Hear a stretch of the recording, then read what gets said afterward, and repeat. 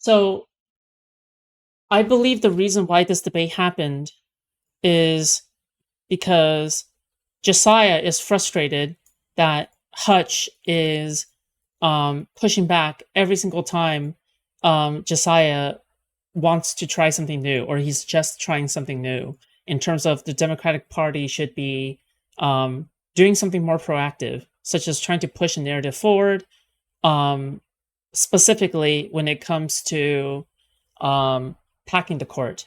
Yeah, packing the court, right? Um, and the reason why Hutch has an issue with packing the court is because then the Republicans will take revenge by packing the court themselves, right? By using the court and changing the court structure for the Supreme Court um, for their own advantages in the future, right? And the thing is, and the reason why Hutch is wrong, okay, because he is like objectively wrong, okay. The reason why this is an incorrect opinion is because Republicans will find any kind of excuse to do anything at this point. If they can secure more power, they'll do it. The only reason why they're not packing the Supreme Court right now is because the Supreme Court right now is majority Republican, and they will pass whatever they will pass whatever Trump needs right now. So right now they have no problem with the Supreme Court, but in the future, I think that it's literally only a matter of time before they add in more justices. Basically, they already packed the court. They don't need a reason to do it. They fabricate the reason. Sure, but they're not packing the court as in packing the Supreme Court, because usually when we're referring to packing the court, we're talking about packing the Supreme Court, right? We're talking about packing the Supreme Court full of Supreme Court justices at that point in time, right? If you mean packing the court as in like Trump got 3 nominations for Supreme Court justices, that's usually not what people refer to when they're talking about packing the court. When they're talking about packing a court, they mean increasing the maximum allotted amount of justices from 9 to 15 or to 20 or 25, right? And maybe introduce term limits.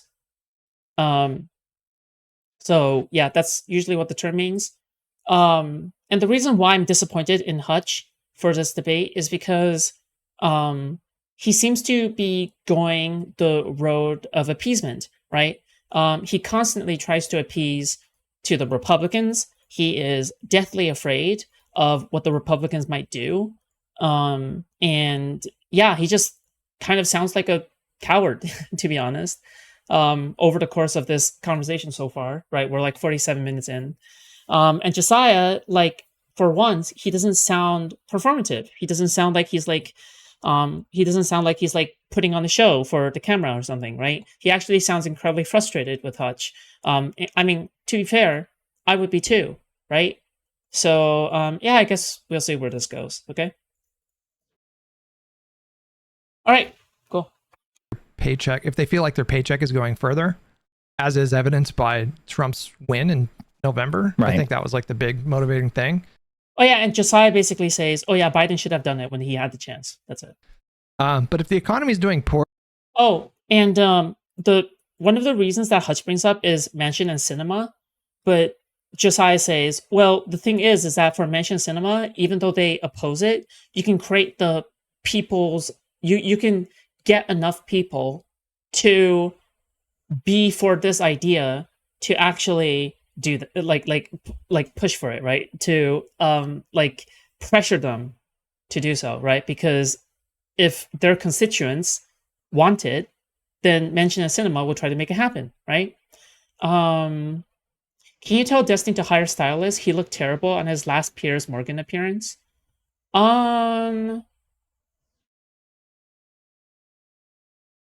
Remind me next time, okay? Has Hutch ever not been a complete pushover? Serious question. Not really. I mean, I guess he hasn't been a pushover when it comes to confronting Pisco. But you know, I think Shafat Taco has told me before that he considers Hutch to be a soy person, and I'm inclined to agree. So early, and then they do this Democratic Party provokes them into doing this extreme action, then I can imagine that's backfiring spectacularly. I know it's difficult right now to believe that the Democratic Party could ever get, Obama level majorities ever again, but that it's not impossible. Like, this moment is very fraught, but it's not impossible. And you become Destiny stylist, dude needs a makeover ASAP. I'm not good with hair. I can be his fashion stylist. Oh, you mean outside of hairstyling, right? Then yeah, sure. Yeah. You can just go with his usual hair appearance. It's fine. I'll just probably change the way that he dresses. Yep. Things can change very, very quickly, especially if you have like a struggling economy. And so maybe that would backfire like really spectacularly, and it would lead to, even after the Voting Rights Act, it would lead to, Republicans having like a really strong majority. But I don't know. There's just to me, there's just a lot of risk with what it's not even the risk of the Republicans preemptively packing the court. That to me is not even the most immediate risk. The most immediate risk to me, I think, is if they just get rid of the filibuster. If they just get rid of the filibuster, then, I love the filibuster when we're out of power, and I hate it when we're in power. Yeah, no, of course. Yeah, it's a tool. I mean, but look, they've been further weakening the filibuster since Trump's been back in office.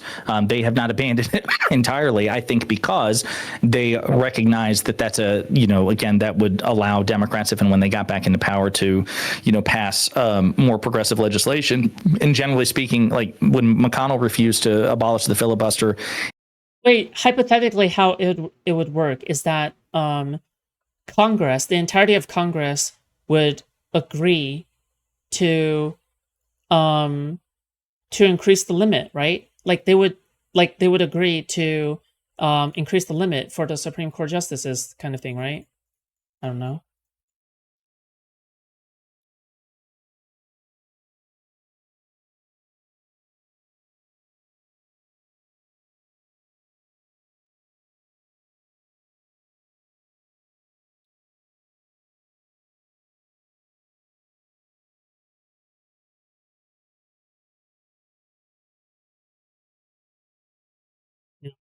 In Trump term 1, because Trump wanted him to. Trump's like, no, or McConnell, excuse me, was like, no, I'm good with it because the shit that I really care about, which are tax cuts and judges, I can get through just fine with the filibuster because we've already done carve outs for judges and we have reconciliation for tax cuts. And so I think that that's another reason, is that most of the Republican agenda, the big shit that they care about, judges and tax cuts, they can usually get through by sidestepping the filibuster. They don't have to get rid of it wholesale. But I don't believe that they have a principled commitment to it. And I think. Oh yeah. So Congress has the power to change that, right? I'm assuming. Does Congress have the power to increase Supreme Court justices?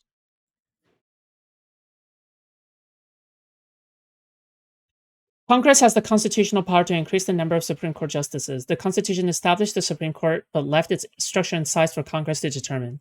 Okay, so it's the court. Sorry, it's Congress. That's actually surprising. That it only just takes Congress to do it. Yeah. You should advocate for packing the court. Yeah. If it's that easy to do it, then you should do it. That they'll discard at the moment that they think that, they actually really want to do something that they all give a shit about, not just Trump, but John Thune and Mike Johnson. It is holding for now. Like, it is holding for now. Like, it does have enough. I mean, there are, like, the Senate, that's where the grown-ups are, kind of, like the quote-unquote grown-ups. Like, the House is more chaotic, but there's a lot of, like, they just make carve-outs for it. I understand that, but it's still, there's not a real risk right now of them getting rid of the filibuster to do, like, legislation, just regular legislation. I know they've done carve-outs for the One Big Beautiful Bill. I don't know if they did a filibuster carve-out, did they? I think it was more, that had to do with the Senate parliamentarian.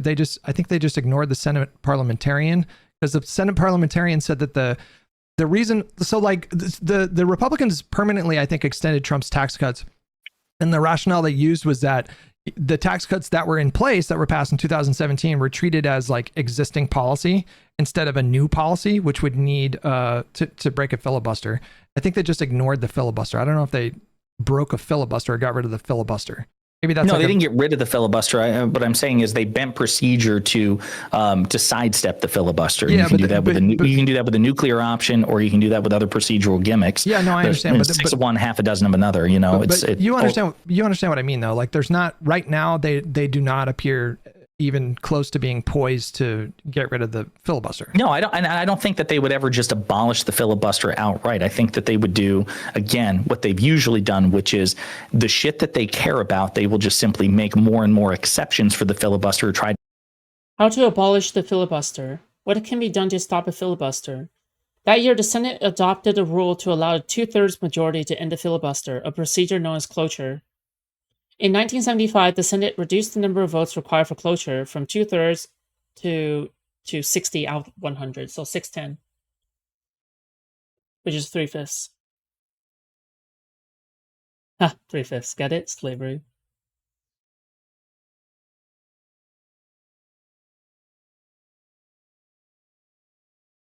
Oh, this is for budget reconciliation.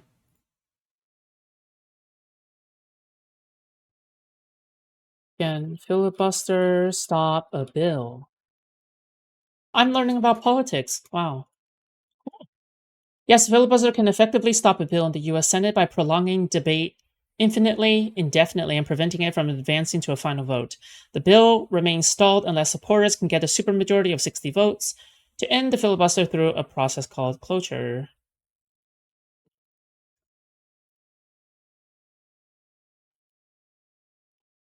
What do you need a supermajority for in Senate? Which is 60, right? Supermajority to end constitutional supermajority requirements. Exceptions to the filibuster. Over time, the Senate has created exemptions to the 60-vote rule for specific types of measures which now only require a simple majority.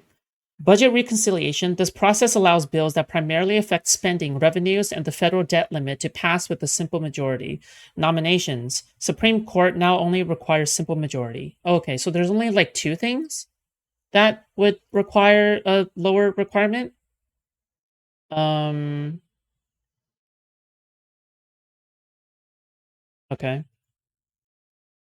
The supermajority is 60 votes. Okay.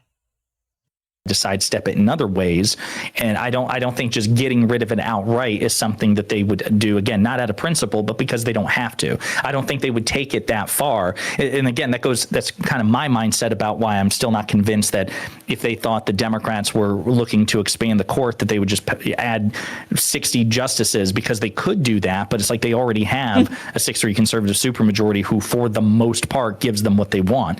So to me, it's like it's pretty analogous in that way. But again, yes, of course, they could abolish the filibuster tomorrow if they want. I agree that they're any and all confirmations on majority vote, right? When you're talking about confirmation, you talk about justices, right, for the Supreme Court. Not poised to, because I think that they're getting for the most part what they want anyway with the shit that they're currently doing.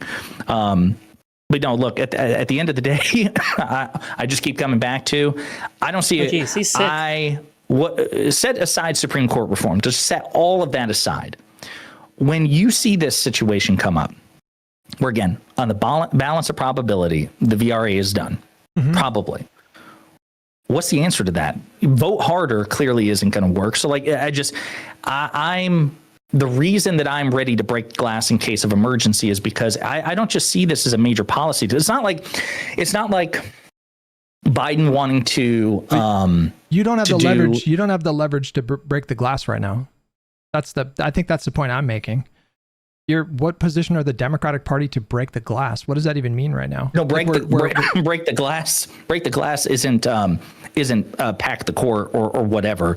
Break the glass is actually start making it, like investing enormous political capital to try to make it a popular, high salience issue. Yeah, I mean, I will think, motivate voters. So I agree with that strategy, but the point I'm making is that I think that you need to just be so fucking careful about how, like, it cannot just be a strategy of just like, okay, day one blitz. Have you ever like tried thinking that maybe being careful is the problem in the first place? God, I wonder if any of these guys have read Hamlet. The Shakespeare one. Yeah. Has anybody here like remember does it, because I'm sure almost everybody has read Hamlet, right? But like does anybody remember what was the lesson or the takeaway from Hamlet? Like there is a lesson to learn there. I'm just saying.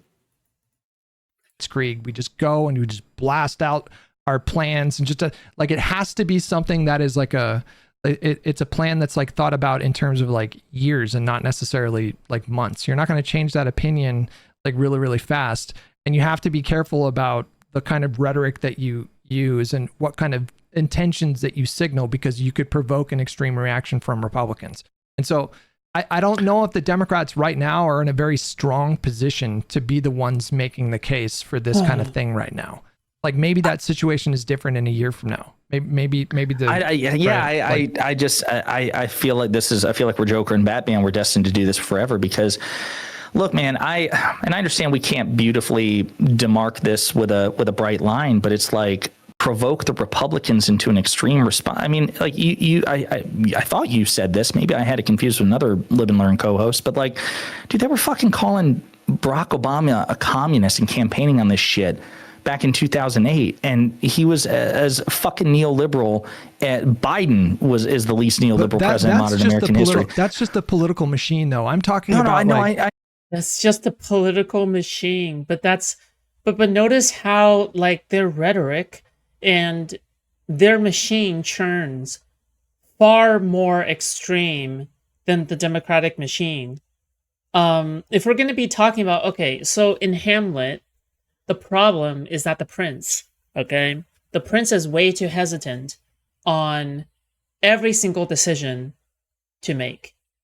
He actually learns extremely early on, through a premonition, that, oh yeah, this is the person who killed your father.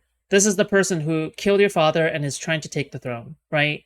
This is the person. This is it. This is him, okay? And if you don't do anything soon, this guy is gonna fuck things up, all right?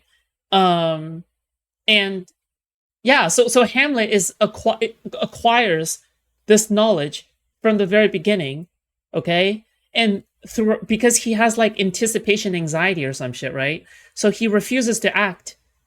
He refuses to act until the last given moment, after everyone fucking dies, okay? When a bunch of people has already died, including his wife, okay, or his girlfriend at the time, right? Apparently it's also due to his hesitation that his girlfriend has died, right?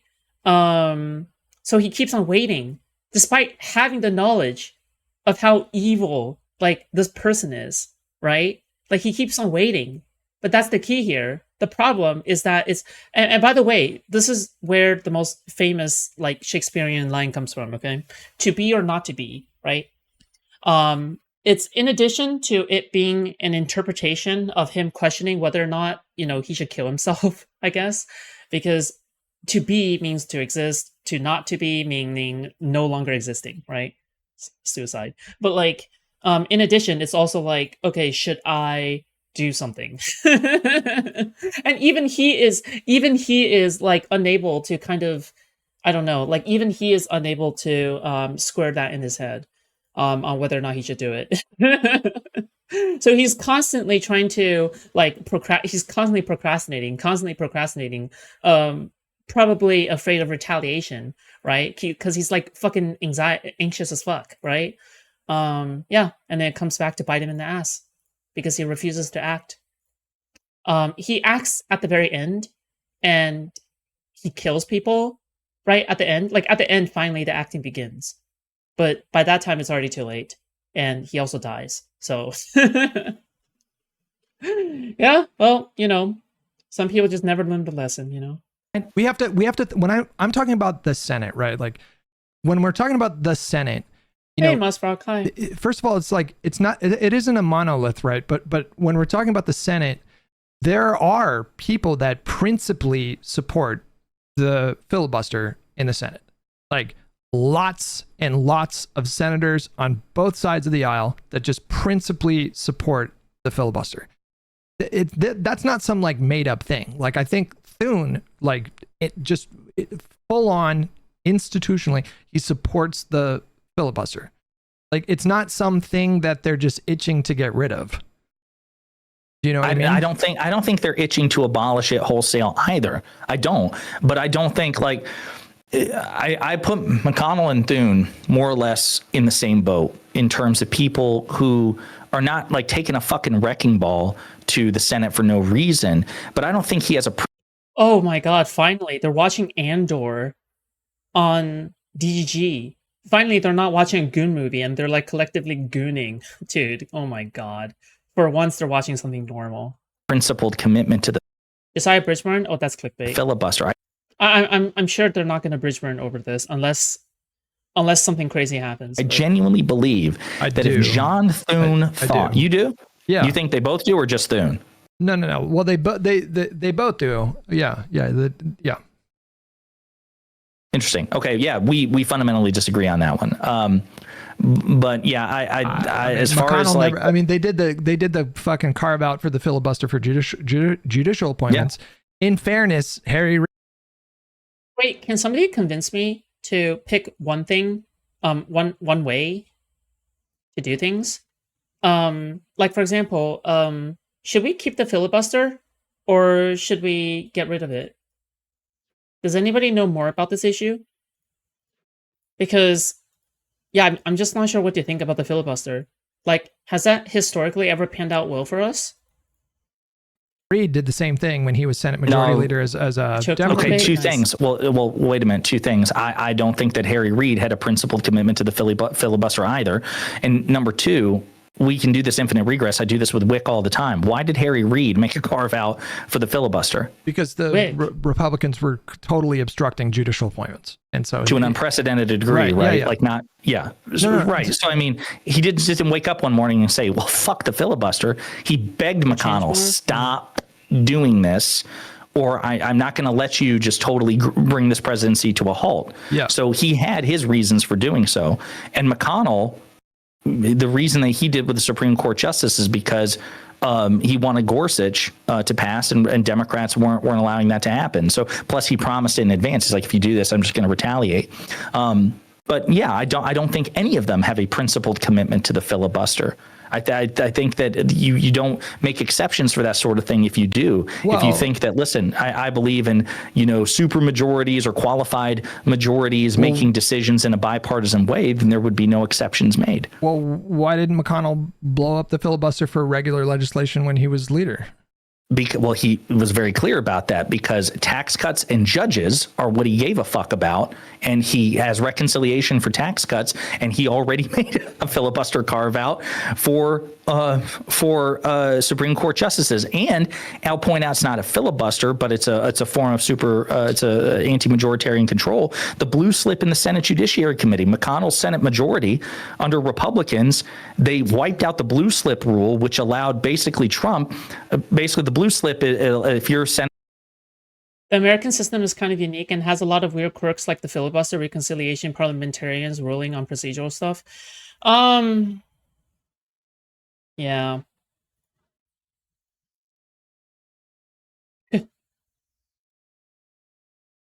This stuff is, yeah. Senator Hutch from California, and I'm President Jessiah. And Hutch is from California? Okay, hold on. On my way to dox him immediately. The Supreme Court, or if I have a judicial nominee of any kind, I got you. You can say, "Hey, Mr. President, I don't like this nominee. I'm withholding my blue slip. You need to pick a different nominee," and that's been the tradition for decades, bipartisan. And McConnell got rid of it. Chuck Grassley got rid of it. He was the chairman under McConnell in the Senate Judiciary Committee because they just wanted to rubber stamp Trump getting his judicial nominees through at a circuit court level. So this idea that the GOP is committed principally to anti-majoritarian institutions, like, no, they're smart about it. They're clever. They're like, we're not going to cut off more than what we think we need at the time, but they're absolutely willing to if it's a high enough of a price. Hutch is in the LA area? Okay. I wonder what he thinks about ice sweeping the area then. Priority. Or does he go outside? He just browses Twitter. I have not seen Twitter any man. indication that He's gone bald. Leadership in both parties are signaling like a serious intention to to like get rid of the filibuster. I think the Senate. No, but I'm not claiming that. I think the Senate is packed to the gills with people that very much want that filibuster to remain in place, and there's no reason to think that they're gonna get rid of the filibuster anytime soon. I'm not claiming that. I want to be clear. I'm not claiming that either party is seriously planning on getting rid of the filibuster. I'm saying that I don't think they have a principled commitment to it. It's like abolishing the filibuster wholesale is a massive move. And for the longest time, I was against it. As a Democrat, I was just like, just make more. I think at this point, you should probably just like rip the Band-Aid off and abolish the filibuster.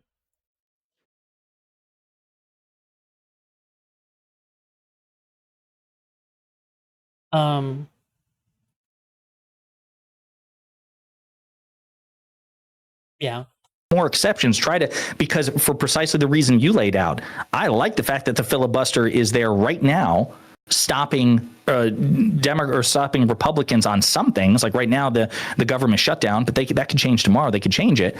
So my position for most of in Canada, if a budget vote fails, it's an automatic confidence vote and triggers an instant election. I find the fact the government can shut down is very weird.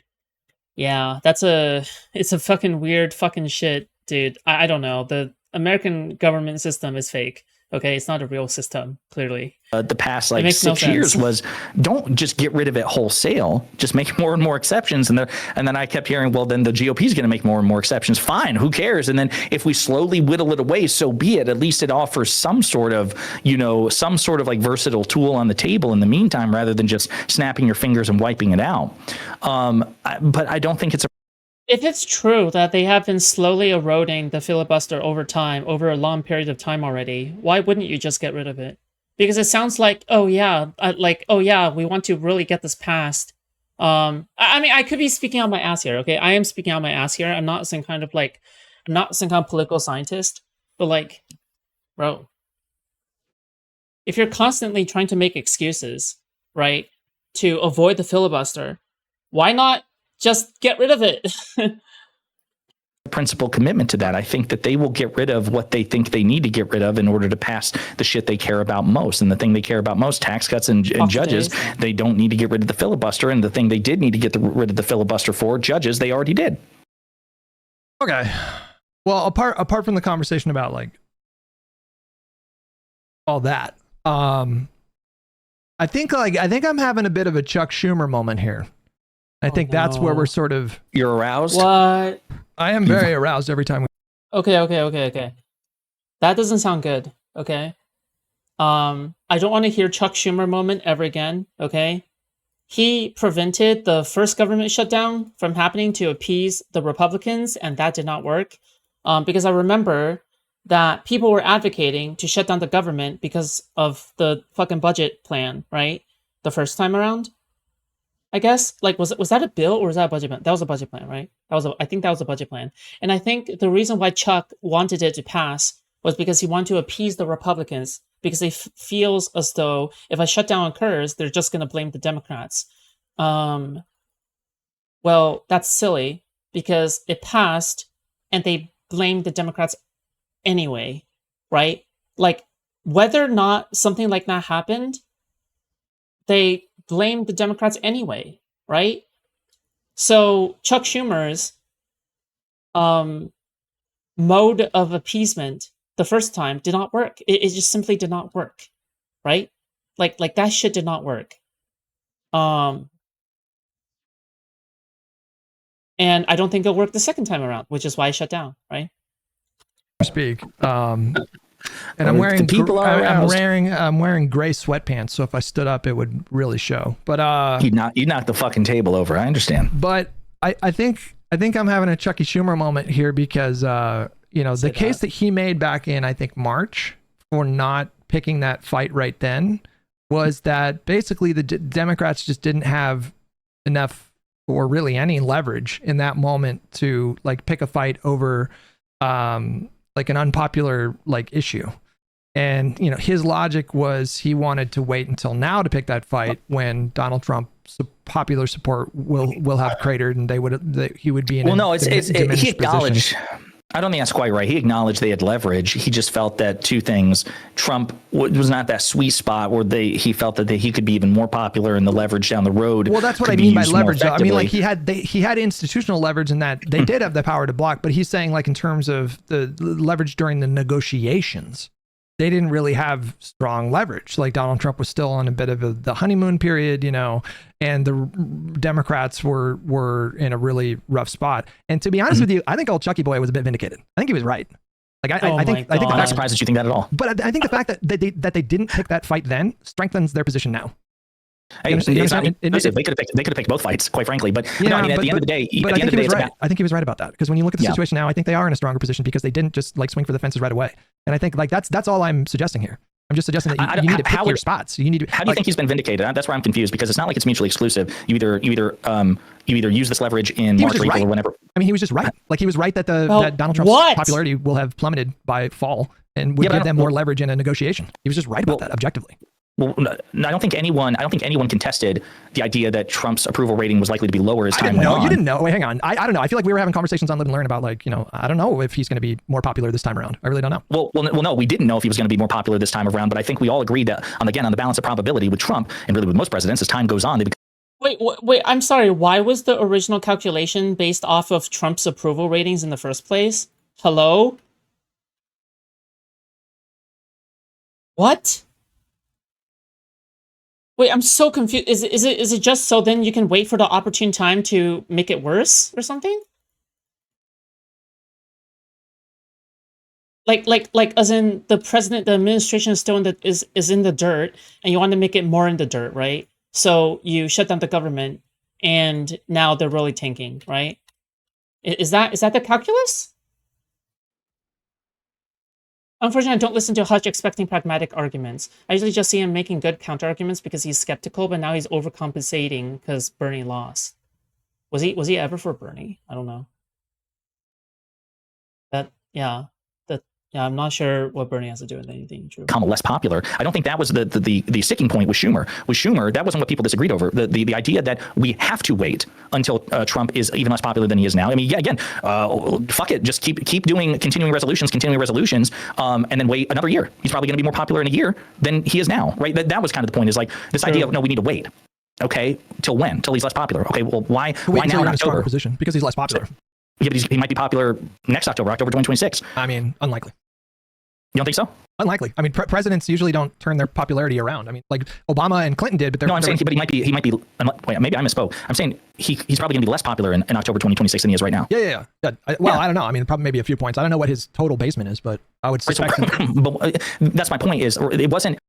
I don't believe this is the reason why people would blame. Like, I don't think it's the approval ratings that prevented the vote in the first place. I don't think so. Didn't Chuck Schumer literally say it was just mainly because of it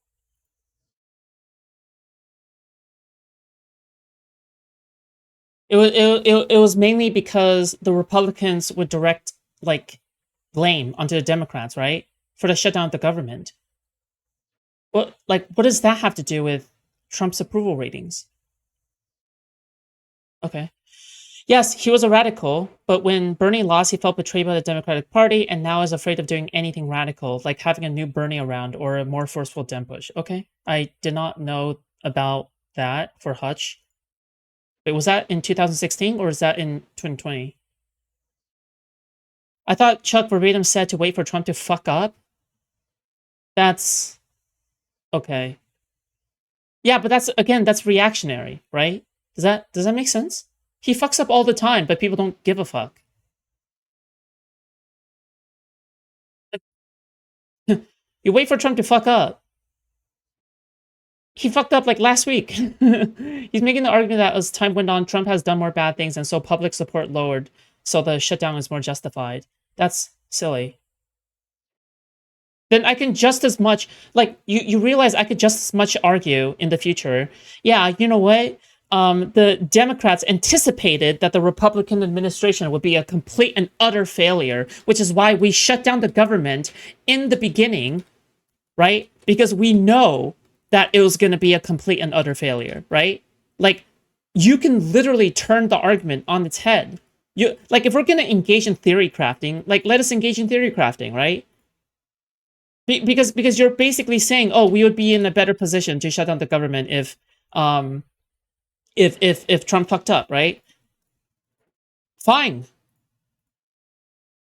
Then I can also theorize that if we shut it down now and then they fuck up later, we can say that, yeah, we predicted all this to happen. Like, I feel like, oh god, just kill me, dude. I don't know. I could be misremembering, but I think his goal was to wait for his approval to tank so that Republicans blaming Democrats would hold far less weight and Dems would have more leverage. Okay, I remember thinking Chuck was gay and soy at the time for sure. Sure, he's still gay and soy, to be fair. If you shoot your shot too soon, though, you risk the midterms. No. If you shoot your shot later, wouldn't that be closer to the midterms? Wouldn't that be in the recent voters' mind or recent voters' memory? Like that would be in their memory, right? Like if they are feeling the ramifications of a government shutdown later on, right? That would be more in their memory. I still feel as though like it should have shut down before. Yeah, it wasn't this idea of like, okay, Trump is going to be less popular as time goes on. It was your base wants to fight now. They want to fight now. They want. You know what? What do I know? Okay, I'm just a drama streamer. Okay, don't listen to me. Okay. Yeah, if you're coming here expecting good political analysis, yeah, just click on another stream. Okay. I'm sorry. I analyze anti-fans. I do not analyze political science. But hey, you know, what can I do? I see that you've got teeth now. It's not just and there's about nothing the about, and there's nothing. It's not just about the base, though. It's not just about the base. Like when you're talking about like leverage in a budget fight, you know, that resulted in a government shutdown. The center is just as important as your own base. Like if the center perceives the Democratic Party as overreaching after a pretty brutal election for them, then that reduces their leverage in a negotiation. But the fact that like even the center right now, you know, is backing Democrats at a higher level than they are Trump, and they're blaming Trump more. You know, that stuff really matters. Like Pelosi was on a Sunday show, I think she did an interview and she was talking about the importance of just like public opinion and how that really influences these kinds of negotiations. And you know, I think she's right. Like, and the more that Donald Trump leans into the unhinged shit and bought, you know, you have to remember Trump's numbers were still good after he was put into office. Yeah, sure, but like, again, like waiting on the fuck up, I just don't know, man. Yeah, I just don't know. Like, you have to express something in some way. Even if you're a Democrat and you feel like incredibly defeated, right? You feel a little bit submissive, right? It wasn't until tariffs and Project 2025 stuff started happening that his popularity tanked. Okay, I see. Okay. I'm not really that hard pressed on the whole budgetary shit, to be honest. But my stance on packing the courts is a lot more clear, I would say. Yeah. Fires thousands of federal workers, and you know, he's just going to make his position even weaker as they go on. The Democrats are just looking stronger and stronger. And didn't Steven say that he hated Chuck Schumer at the time because? But by the way, no, Chuck Schumer was still wrong. Okay, just by the way, right? Like his concern was that people would blame the Democrats, right? And what happened? They blamed the Democrats. They still blamed the Democrats. They still did it. I don't know. This fight right now, and yeah, I understand all that. I agree with all that, and I would probably agree with you that if it's like, okay, we only get to play this card once, do we play it? Love how I was quoting Pelosi on public influence when Pelosi decided to sabotage publicly cherished AOC by having near-death Connolly. I have no idea about any of that. You might know more than me. While he's at the peak of his popularity, or far from the nadir of his unpopularity, or do we wait until he's? See, this is what happens when people tell me that you should be a drama streamer that also covers politics, and you should put your drama way of talking into politics, okay? What happens is that you have complete and utter improvisation. Okay? Less popular, then I would agree with you, but I don't think they're mutually exclusive. But it right? would have made this fight more difficult, I think. I think if you already put out this perception that you're overstepping and you're abusing procedure or whatever, if that's how that, and that would have been the risk of doing it back then, of just like, really, you guys are gonna do this right now in the first like month? I think it makes this moment a lot more tenuous. You know, people would be like, oh, are they overstepping again, right? But because they didn't do that, because they chose to pick their fights and wait for the better opportunity, then they have an advantage right now. That advantage might not be here if Schumer would have picked that fight back then. Maybe not, but maybe not. Again, we don't know, but Do we have any poll stats on who people are blaming for on the shutdown right now? I can search it up. Again, I just don't see this as vindication for Schumer, precisely because we don't know what would have happened if he had played this card back in, again, March or April or whenever it was, and here, or one of the other. Like, we just don't know. That's the point. And the other thing I'll say is, can't we just like extrapolate this logic to any sort of counterfactual? Like, Democrats are vindicated no matter what, because like, hey, it's bad now or it's successful now, and we don't know if it could have been worse or more successful if we played it differently. What fight did you want? I mean, what would you have wanted to pick a fight about Can you last just address that? Can you just address that part first? About how do you make a determination that the Democrats made a mistake or that they weren't vindicated whenever they do anything? Well, I think the most important metric right now, while they're out of power, is public approval. Like it's like what the voters themselves think. That's how I would gauge that kind of thing. Because what else I don't know how else you would gauge success. But we don't have an apples to apples comparison, right? Because he didn't do this back in April. So it's not like we can compare approval for the shutdown, disapproval for the shutdown in March versus now, right? We have nothing to compare to. Well, what did you want him to shut the government down for back in March? Doge cuts? Is that really what we're talking about? Like, yeah, and Doge was wildly unpopular. Excuse me, at the time. In March? It could have been, but it was also, I think, Apparently, it's close. I'm getting my timeline confused. Wasn't there when was the one big beautiful bill passed? July or August? July, I think. There have been a few changes in Americans' views on the government shutdown since last week's poll, including who they hold responsible and how they think lawmakers should approach it. More Americans disapprove than approve of how Trump is handling the government shutdown, 53% versus 35%. Holy shit. And the same is true about congressional Republicans, 53% versus 28%. Pretty good.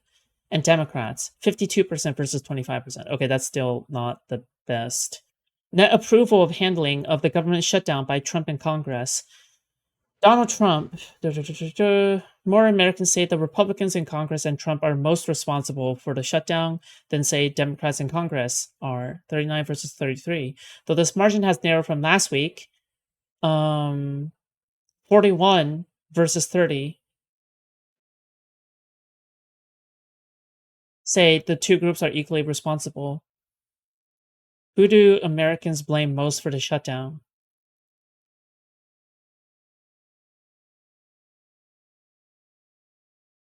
Dude. 39 versus 33.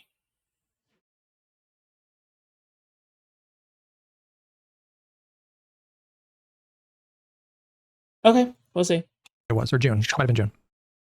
Yeah, I can't remember. Yeah, I'm pretty sure that the highlight was the Doge cuts at the time of the first thing. My real question is, what do the moderates think? Okay, because people keep telling me, you know what, Foodshops, you should care about the moderates. Okay, fine. What do the moderates think?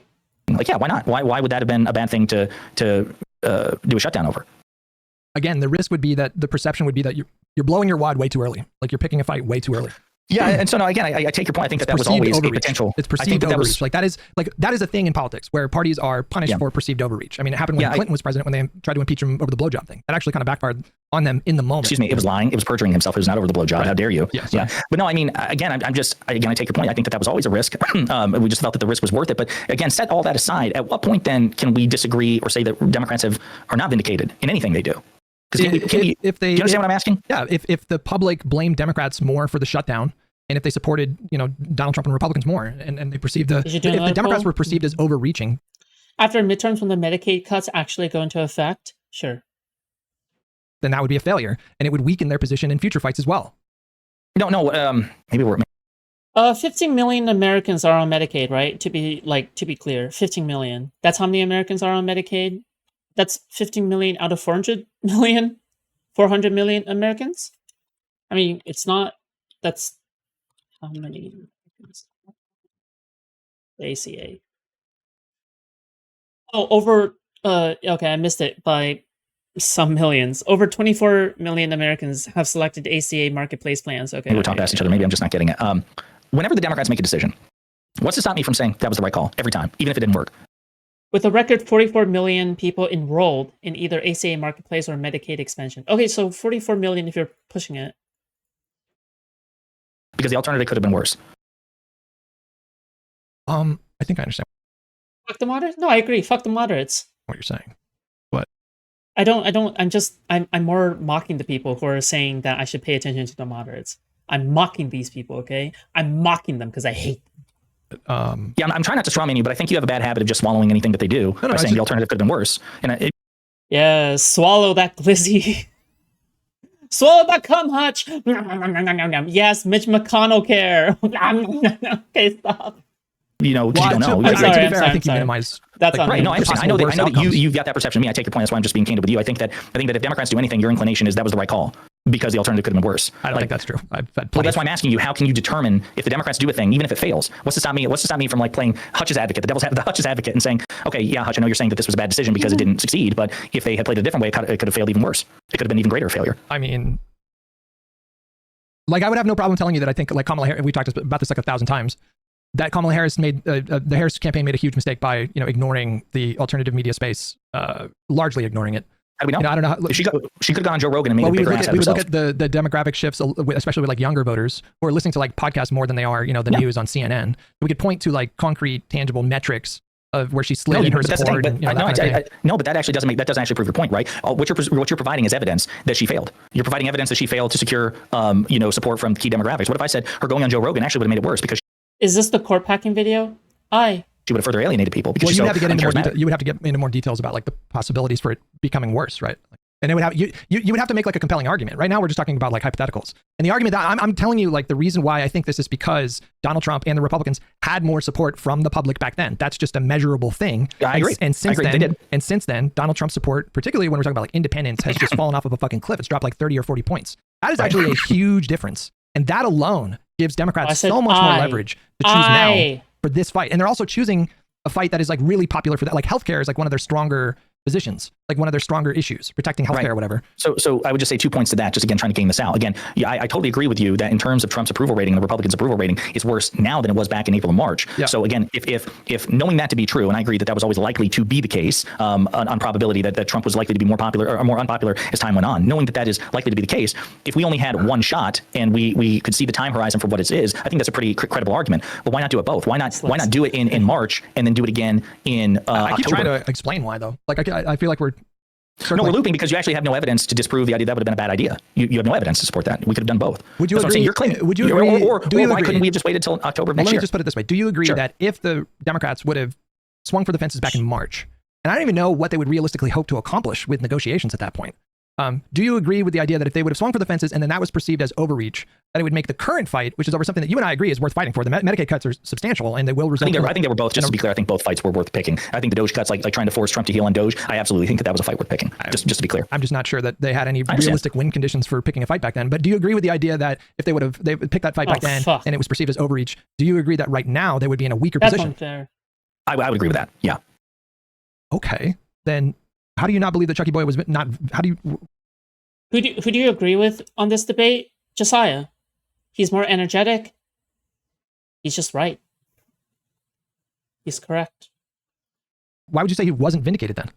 Because my position is not knowing then what we know now, or knowing then what we know now, that this fight just self-contained over healthcare when his approval rating is lower. I'm not saying that is as risky or more risky than the fight I wish Schumer would have also picked back in April. But that's not vindicating Chuck, in my opinion.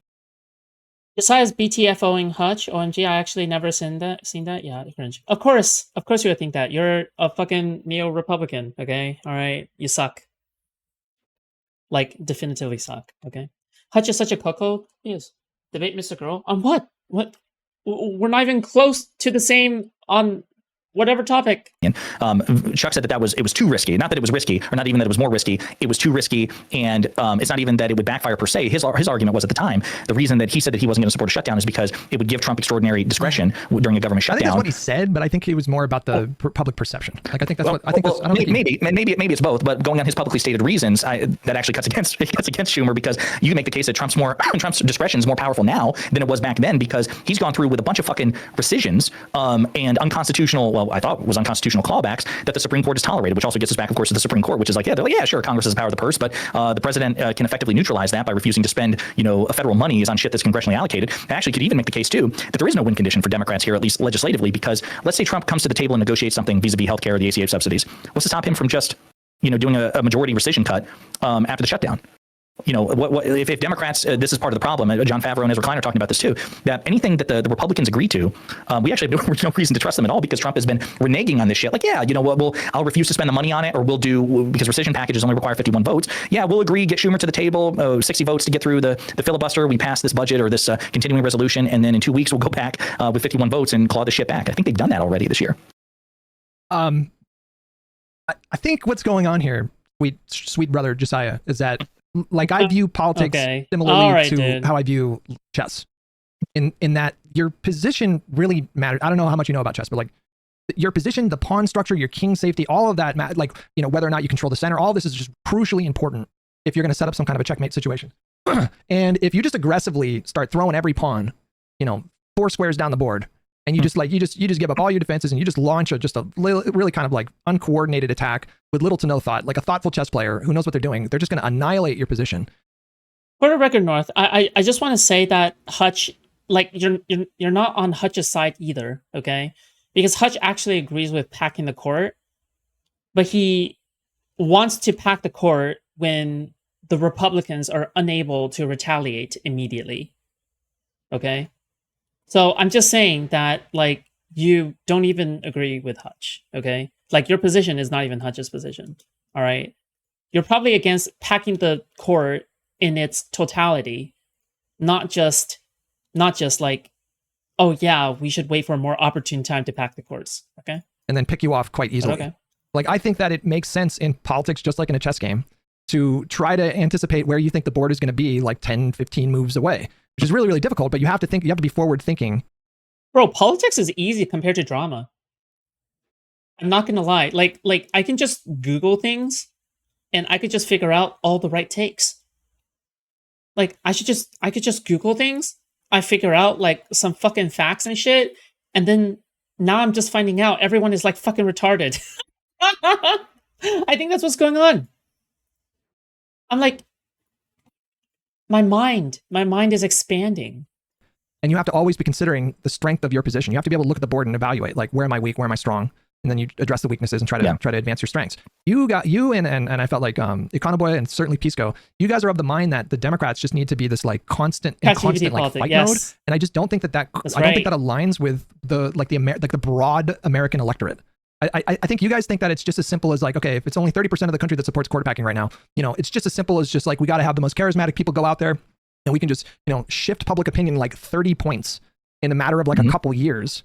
And I just don't know how realistic that is. And my frustration, and then I'll pass it over to you, but like my frustration with a lot of like Democratic voters right now is like, they just want to see a fight. And to me, that is like so dumb. Like, I don't care about like seeing a fight. People like strength. Like, what do you want? People like strength. Has Hutch considered that the horse piece moves in a sort of L shape? Much like what he's suggesting the Democrats should do, an L move. Wow. Based.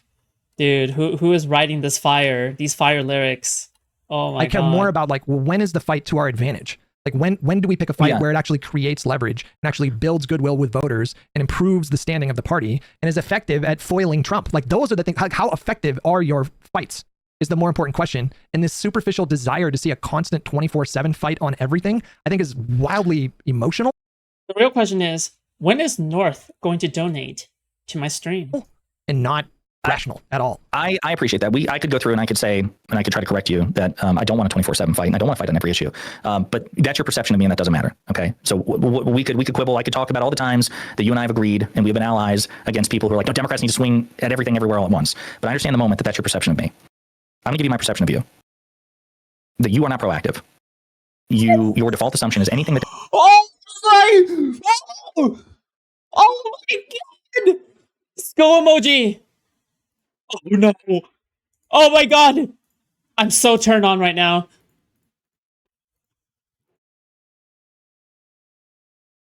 Oh my God! Jessiah! Oh, Jessiah! I'm so turned on right now. Please keep going. Daddy? Hello? Democrats do anything must be the right move or vindicated, because you can't entertain a counterfactual where, taking a risk might have yielded a more beneficial result. You're doing it right here with Chuck Schumer. And again, we could do this with literally everything, any Democratic success or failure. I could out Hutch you. I could just say, I need you to show me where that was actually the wrong decision. You can't disagree with that, Hutch. That was the right decision, because the alternative could have been worse. It could have been worse. And we could just come up with all sorts of bullshit hypotheticals about how that could have been worse. Kamala Harris was obviously the perfect candidate. Well, no, she couldn't have been because she lost. Well, I need you to show me where a better candidate would have won, or a different candidate. Yes, hindsight Andy, hindsight Andy, hindsight Andy, hindsight Andy. Okay, you know what? To people who are saying, "Oh yeah, back in the like back in March, okay, we should have not listened to Chuck Schumer, or we should have listened to Chuck Schumer. Chuck Schumer was vindicated, or whatever the fuck." Okay, hindsight Andy. All right, I guess you can peer into alternate timelines. You're like Doctor Strange. You're like viewing all the fucking timelines. You're like, oh my god, I can see exactly what happens. What are the chances of humanity surviving? 1 in 600,000. Oh, my chicken McNuggets. It would have won. I need you to show me where having a primary, a contested primary, would have been better than just simply anointing Kamala a Democratic nominee. I need you to show me because yeah, she lost, but it could have been a total fucking sweep if we played anything else. Your whole thing is hypothetical. Wait a minute. Let me finish. You got anything else? You gave your perception of where I'm coming from. That's fair. Because yeah, she lost, but it could have been a total fucking sweep if we played anything else. Your whole thing is hypothetical. Wait a minute. Let me finish. You gave your perception of where I'm coming from. Yes. And I'm giving you my perception of where you're coming from, right? Because I understand your frustration. I get it. And I hate that I'm giving you that impression that all I want to do in literally every instance is fight. I hate that because I don't think that's accurate. You're frustrating me because you give me the impression of somebody who never wants to fight and who only wants to fight when we're 1 inch away from success, which isn't going to happen, right? And who says, how is that true? How is that true, though? Hey, you stop it right now. You stop it. We're fighting right now, and I support it wholeheartedly, bro. Bro, this is crazy. I never want to fight. Did I just say? The fight. I love the fight that we're doing right now. This is a phenomenal fight. Listen. I think if Schumer kicked the can down the road again, if he had done what he did in April, in 2 months, you would have been saying, yeah, that was the right move to make. That's what I think.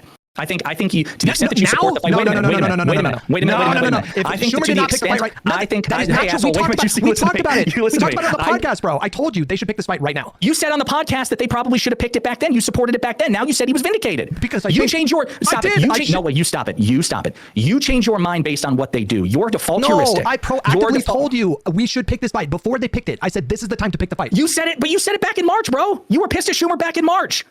Do I not get to change my mind if I get some kind of updated information? I understand what I'm saying. When I saw the strength of the fight right now, it contextualized Schumer's decision back then, and it made me think like, well, he might have been right. I understand. What I'm saying is I believe that if Schumer had not picked a fight in October, you would be saying in December or January that was the right move to make. No. Yes. Okay, that's fine. 100%. That's fine. I'm giving you my perception of you. Your perception is completely erroneous. Like I was on the record saying for like months leading into this moment right now that this is a fight that they have to pick. Like especially like over healthcare. I said I think I even said I would be massively disappointed and shocked if they didn't pick this fight right now. If they would have said like no, now's not the right time, I would have 1000% been right there alongside you saying. Wait, but like the problem is that like you keep assuming that everyone has the gift of hindsight. You keep assuming that people are able to make the best decision at that given place in time, and you're able to infinitely look back into the past and see exactly that, oh yeah, this person was vindicated. Well, guess what? At any given point where you're making any kind of calculus, you do not have the ability to look into the future, okay? You are trying to make a prediction. You are trying to make the best possible move from that given place in time, okay? The thing is that at the time, yes, Schumer was a cuck, all right? He was a cuck, and I don't know why the fuck you are trying to defend him by saying, oh yeah, well, Schumer didn't want the Republicans to blame the Democrats, but they ended up blaming the Democrats anyway because Schumer never learns because he's an old man. All right. This is fucking crazy. Like that is actual fecklessness. There's no way that I would have like weaseled out of that by saying, well, I don't know. Because there would have been no sense to that whatsoever. Okay. And I remember even when we had the conversation back in March, I remember even saying like, maybe like Chuck might be right, but it just feels like politically the wrong decision for him to make right now. But I agree that you were less resolute. I agree that you were less resolute back in March than you were before this fight. I do agree with you there. Yeah. So to finish, as I was saying, the Supreme Court, I think you recognize, is an existential threat. Oh my God, that's just Jessiah trying to be nice by saying, you've grown weak, my brother. My brother, you have grown weak, my friend. Hutch, my brother Hutch, you have grown weak. You have grown weak. You now lack the resolve to act. You have grown old and scraggly. You are no longer worthy of the title. Hutch. Oh my god, there needs to be a new Hutch. And I don't think that you have much that you will permit much by way of margin of error in trying to address that. You Do you have say, become I think you think weak. you can just swing 30 points in 3 years. become I specifically did not make that claim. I Hutch. said we should try. And this is what I'm saying. This is where we're just destined to do this forever. I'm not going to sit here and go back and litigate every claim you made. You gave me your broad conception of your frustration of where I'm coming from. I could just as easily say you misrepresented me because you just said that I thought that I can swing public opinion 30 points in 3 years. Well, that's what I it would specifically take. said. That's what it would take, right? I understand. And I specifically said, I'm not sure that can be done, but I think it's worth trying, right? You, on the other hand, seem to offer very little room by way of creating the circumstances for victory, that those circumstances have to effectively be handed to us and we simply exploit it. And that's just not going to happen. I'm not convinced it's going to happen. I think that politicians don't simply react to public sentiment. I think they shape public sentiment in part as well. I think it's a feedback loop. And I think the thing is, I'm at the point, and I've been at this point, and I feel that the threat that we're under now from this decision by the court further vindicates my position, is this is something that we should have been investing political capital in much sooner. I think that we should have made the court reform, court expansion, reining in this partisan court Do you think a bigger deal than what it was. do you think Obama should have campaigned on legalizing gay marriage when he was in the primary against Hillary? I can't remember what the polling was at the time. I don't know if he should have campaigned on it. I think he should have over time, I think, expressed support for it, or had his vanguards. I think Biden was the first major politician to come out and do it. But here's the thing, not to get crass and throw gay people under the bus, but I think the threat posed by the Supreme Court is more existential than a lack of gay marriage. No, I understand, but So I'm just I don't making, think it's an apples. I'm just making the point that I think everybody knew that Obama, supported gay marriage, but took a 100%. It was just a public posture. Right, Yeah. and I think that was the correct move. Mm-hmm. I think that was. No, I think it was smarter to Mm-hmm. to wait to try to pounce on that. He eventually did pounce on that, but gay marriage, support for gay marriage, had been steadily rising for years before he took a position. The trend line really kind of stayed consistent. Like after he endorsed it, it just kept going up, but that trend had already been going. That's just a good example of picking your fight. Do you think, so I guess to wrap this up, do you think Obama helped shape opinion on gay marriage, or are you saying he was just simply reactive? He waited until the culture moved at a point where he could strike. He objectively waited. Okay. Yes. Now I'm asking you again. I appreciate you bringing that example, because this is where I feel like I'm getting mixed messages. So is that what you want Democrats to do with the Supreme Court? Just wait? In a very, essentially, yes. Yeah. Okay, right. So Hold on. Not necessarily wait totally passively. I think there are ways that you can start injecting certain kind of messaging to sort of start shifting things, to try to influence things that the public moves towards your position. But it has to be kind of subtle. It has to be kind of shrewd. It has to be done very carefully, because the risk of it just blowing up and totally backfiring, I think in this moment when they have power, is pretty substantial. At minimum, Jessiah, I don't think we should be talking about this. I might be willing to entertain your strategy if we win the midterms. If we go to the midterms and we still don't have a majority after that, then I don't know what the right move is. Well, and I want to be clear. I hate that response, though. I hate the response of oh yeah, I still don't know what the right move is. Stop. The man with a plan is better than having no man and no plan, okay? I hate that. I hate that response. I hate that's being said. I actually hate that's being said. Yeah.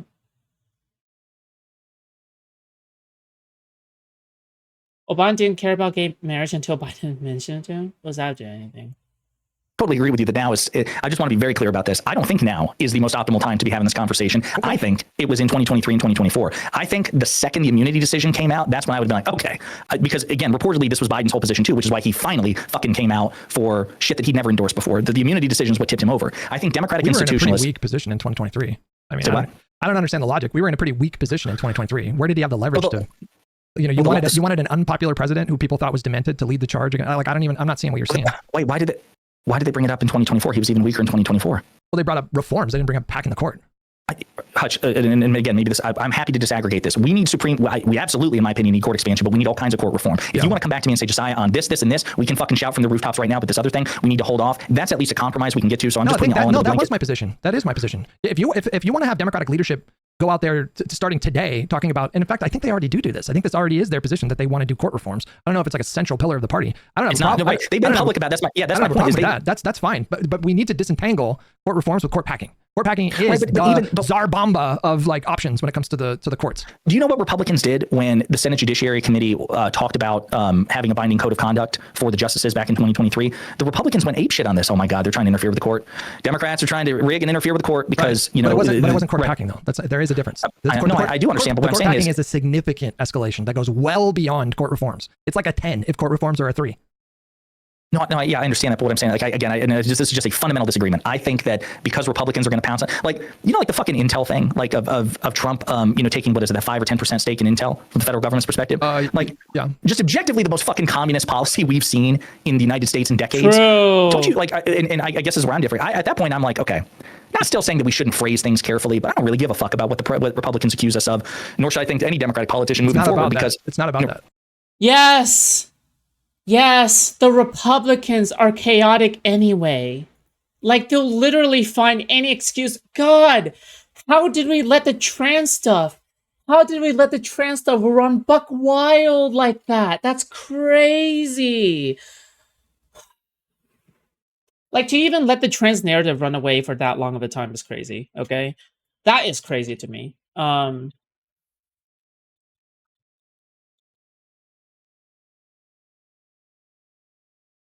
It's just about the center, bro. That's it. I mean, it doesn't matter. Like, you should never engage with that shit. Oh, hold on. Like what MAGA, like MAGA has demonstrated that they can kind of. I know that inherently on principle you don't care what Republican politicians say or do either. But why do you think Republican politicians say that? Why? It's been what's to stop MAGA from doing the exact same thing? Well, my excuse would be they'll do it anyway. That's it. And time again, history has shown that. Period. That's it. Yeah, you should go full throttle because they don't respect the rules anymore. Fuck it. Fuck these people. Fuck these traitors of the United States. Fuck these motherfuckers who are trying to fuck up our fucking country right now, okay? All right? We need to do everything in our power, okay? In our very essence, from deep inside of our souls, okay? To wrest control back from the fascists, okay? That includes the midterms, yes. But that also includes pushing for reforms post-midterms as well, right? These motherfuckers are black-bagging people, looking for excuses to kill people, looking for excuses to detain people without warning. They must be taught a lesson, okay? These fascists must not wrest control of my glorious country, okay? My rightful land, okay? Of the United States of America. By God, I am proud of the country that I live in. By God, as a fucking Californian, even as a Californian liberal, am I patriotic? Okay? All right? American flag in the background, okay? Fuck these motherfuckers. These people fucking suck, okay? What do you think Obama Biden? Before I even get to that question, I've heard this exact same logic, to justify why defund the police, we shouldn't have, adopted different messaging. They use the same logic where it's like, well, the Republicans are just going to call you extremists anyway, so you don't really need to actually, be thoughtful about your rhetoric. Are you willing to break the Constitution? Yes. Easy. Yeah. Mm-hmm. Yeah. Mm-hmm. Yes. Yeah. I'll easily break the Constitution if it means going against the Republicans, okay? I don't give a fuck. I don't give a flying fuck. Yeah, I would. Easily. And most of all, do you know what this is? You know what this is? I don't even think that this is breaking the Constitution either, okay? How many times have the court, limit been changed? 7 times. I think I Googled it. It's 7 times. Are they breaking the Constitution every time? All 7 times? Wait, thank you so much for $10. I think this is really stupid. No, that's why I said. Well, that's why I said, right? So this is why I don't take when you say that's not what I said. I don't take that seriously because I just fucking said not that you shouldn't be careful. Yes, Jessiah. Fucking peg his ass. You better peg Hutch. Sorry. Okay, I'm so sorry. Okay, sorry. This is politics. It's not a drama stream. Okay, my bad. Okay. With your words. But then you be use more this rationale formal, that contradicts that. Do you see what you're doing? You're kind of talking out of both sides of your mouth Oh here. my God, bro. No, I'm saying that. We'll skip to the end. I think Republicans say the shit about Kamala and Biden and Obama all being communists because they're trying to actively shape the narrative, not just for the right, but also for the center. Yeah. And I think that, and I think that Democrats are not simply obligated to just accept the narrative as it is. I think that they can shape the narrative, and I think that they should also care a bit less about what Republicans have to say. I think that they should be more proactive than reactive. And I think this idea that we have to run, that we have to shape our approach based on what Republicans accuse us of being is just bullshit at this point. I don't think it's gotten us much by anywhere, because here you have Trump actively engaging in the sort of policy that he would have accused Kamala of with great success, with great fucking success a year ago, and he's doing it shamelessly. And I think their shamelessness is their superpower, and I think we should try to adopt some of that approach in our own politics, our own campaigning, to the extent that we're able. But as far as the court thing is concerned, which we got off on this fucking tangent. As far as the court thing is concerned, if you're willing to break the Constitution to fight MAGA, you're making it very difficult to be a part. Then don't be a part of my political project, okay? I'm not even a political project person, okay? I'm a fucking fuck Trump, and I'm a drama streamer, okay? That's it. I defend Steven, and that's it. Okay, then don't be a part of my political project then. Like, fuck. All right, we don't have to. If they're already weaponizing it against us, why the fuck shouldn't we do... Sorry, but I believe in tit for tat, okay? If you don't believe in tit for tat, then we can agree. Okay? I still think that... To be honest, would you grip Hutch's bald-ass head? Yes, I'll grip his head so hard like this, and I would just press my hands to his and then we'll go get ice cream or something, okay? I don't know. Like, it wouldn't even hurt. Like, I'm just saying. Did you agree with me that you probably shouldn't start like publicly talking about that's what I'm saying. That's what I'm saying. The midterms, right? Right. That's what I was saying. I think we should have done this earlier. And you asked, well, why earlier? And because I think that they were at their nadir in terms of approval rating after the Dobbs decision. After even at their nadir, though, even at their nadir, the public opinion about this issue is nowhere close to what they needed it to be to justify doing it. Like, if you do something like that with 30% of support, I mean, you're gonna get punished massively by voters. That's the risk. Like, the backlash is always a risk. And so, this idea that I always think that the Democrats should wait is just wrong. Like, picking the healthcare fight made perfect sense in 2009 after the election was had. And, we had a brief window of time where we had enough votes to actually do stuff like that. And, the fights that Biden picked when he was president and he was negotiating with Manchin and Sinema, I think he did that really intelligently. When did Democrats, again, I'm confused. When did Democrats ever make a mistake by acting or not acting? Because again, I take your point. I understand what you're trying to say. Hey, listen, I support action. I support action when Democrats take it. Well, again, that goes to, I think your default is, because you move positions on this with Schumer, and I understand, well, it's because I've got new information. I think a lot of it is your default heuristic is what they do is correct. And I think a lot of what your positions are shaped around that. In terms of the leadership, like the leadership structure? Sure. Is that what you mean? Yeah, sure. Like, again, I'm still, I love you, buddy, but I'm convinced. I genuinely believe that if Schumer had not picked this fight, I think in December, you would be saying, well, he's vindicated. He should do it next time. No, you're assigning me either incompetence or bad faith. I'm not sure. It's not incompetence, and it's not. No, he's calling you a hindsight Andy. Why don't more people use this term? This term is actually so useful. Whenever someone is trying to explore alternate timelines and somehow have 100% clairvoyance, just call them in hindsight Andy. Literally just call them in a hindsight Andy and be done with it. Okay? God, there has to be a fallacy, right, for this. This is another form of bad faith or some kind of shit, right? There has to be a fallacy term for this. What do you call someone who's exploring infinite timelines? I just keep referring to it as hindsight Andy, just mainly because there's no better term for it. But even bad faith, I just think that your default is one of hesitation and reaction. Just like you say, you cannot lead the retarded horse to the water. The retarded horse do not know the water is the water. It do not know it cannot thirst to death. You have to be the proactive. You cannot be the reactive after the horse die. You have to lead the horse to the water because the horse is the retarded. My default is aggression. Your position was, unless I am mischaracterizing you, your position was that I want to pick fights all the time, that all I want to do is fight. My position is the opposite, which is that I think that your instinct is to just wait longer. And oh my God, it's it's the Hamlet theory.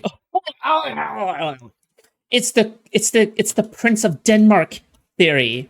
It's the Prince of Denmark theory. Okay, you wait so long that your fucking spouse dies. To the extent that you do support democratic, to the extent that you support democratic action, it's.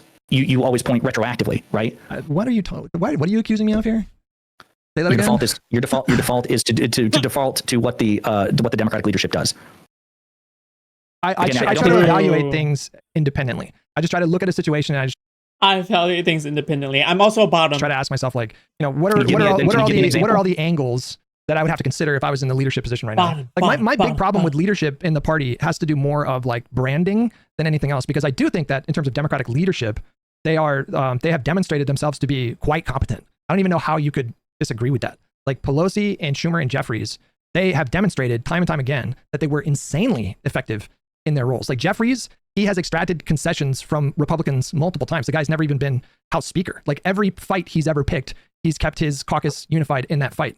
Like Schumer, say what you will about, like he's cringe and he says stuff like aroused or whatever, but like, are you seriously telling me that Schumer has not been effective in his role as like Democratic leader in the Senate? No, I think that in terms of like the legislative aspect, yeah. Yeah, that's what I'm talking about, like his role in the, Appeal to authority. Objection, Your Honor. Appeal to authority. Objection, Your Honor. Appeal to authority. Okay? You're basically saying that because this person is such a veteran in their role that you should trust this decision, this one specific instance in which there is a disagreement, okay? Appeal to authority fallacy. This is an appeal to authority fallacy, okay? as the Senate leader, he's done a fantastic job over the Okay. years. Don't even get me Yeah, but started. we could say this Don't even with get me Biden, started on Pelosi, right? Like Pelosi Right. was. Well, what about Biden, right? Biden was phenomenal when it came to. No, yeah, getting and stuff I done agree, with right? Congress. But Yeah. right, but there's more than just the legislative angle, right? I totally agree with you that when it comes to whipping votes, I mean, Pelosi's unparalleled. It's not and I about think in terms of whipping votes. strategy. It's about like when to pick your fights. Like, you know, Jeffries he's not tried to do a shutdown every single time, right? He's picked his battles, and every time. No, actually, he actually tried to do the shutdown back in March. Well, I think Schumer was giving him cover. Like, I think Schumer threw himself on the sword there. I understand that, and again, this is we're kind of he says one thing, but you think that there's, you know, like I know he says that it was because. Well, why would both of them throw themselves on the sword at that point? Like, why would they both? Maybe How does that make any sense? I guess my point is I think it's possible that they just had a legitimate disagreement about. I think like Jeffries wanted to shut down then, right, and Schumer didn't, and then they both wanted it now.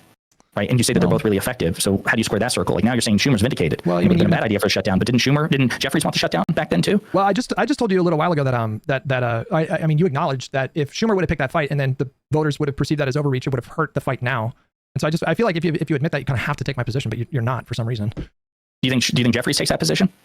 I think Schumer, like there was no political reason to have both of them like fall on the sword, and I think Schumer knew he was going to get a bunch of shit for that. But he's the one that like volunteered his tribute in that moment, and I think that there was no like. Let's say both of them agreed that they should wait to pick the fight. Like, does it make sense for both of those people to take the heat? Probably not.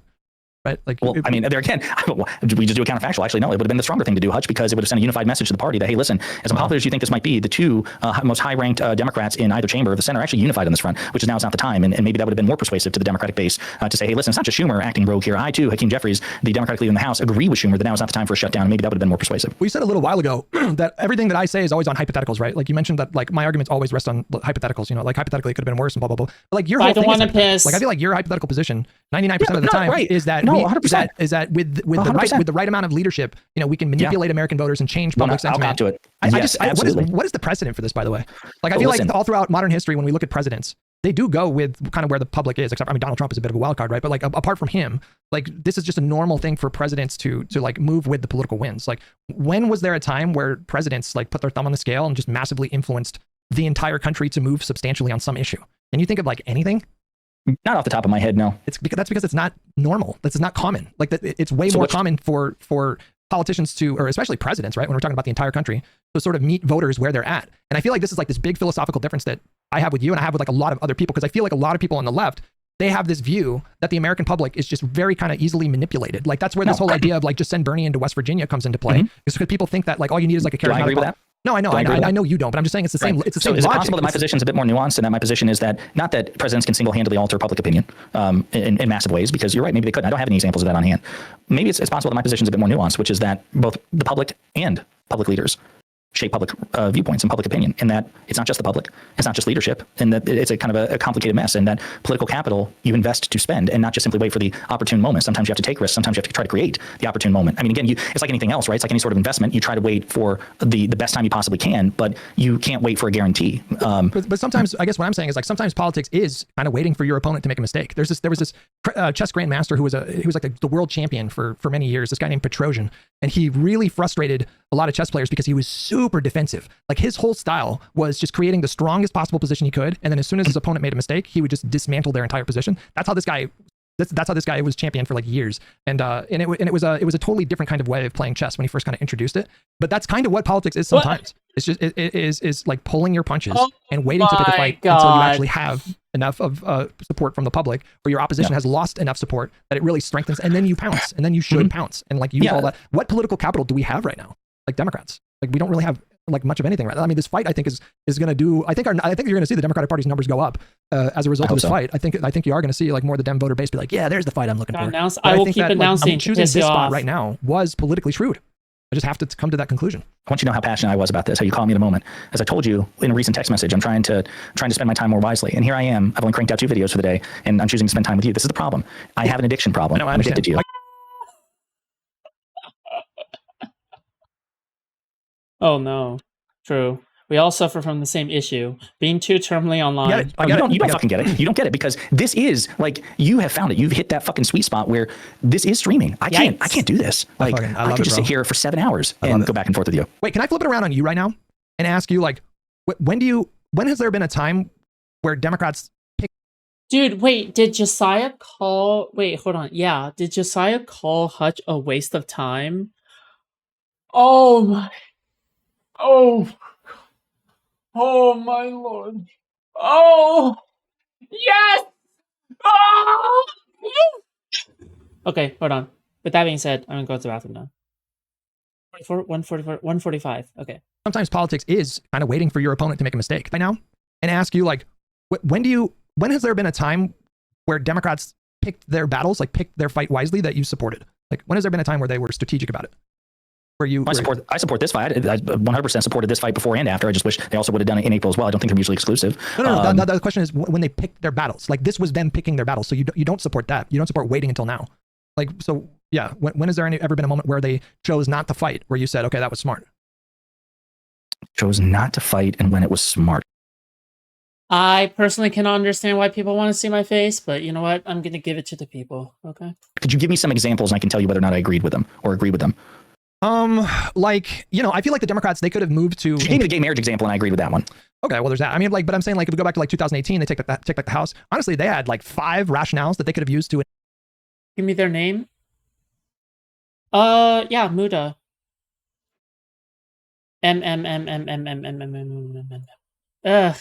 Just ping me on Discord. Initiate impeachment proceedings right away. You know, firing Comey should have been an impeachable moment, but they waited until they didn't have the majority in. No. You're talking about when they won in 2018 and the new Congress was sworn in 2019. They did not impeach Trump right away. They didn't start initiating impeachment stuff until like August or September after the Ukraine stuff was revealed. Yeah.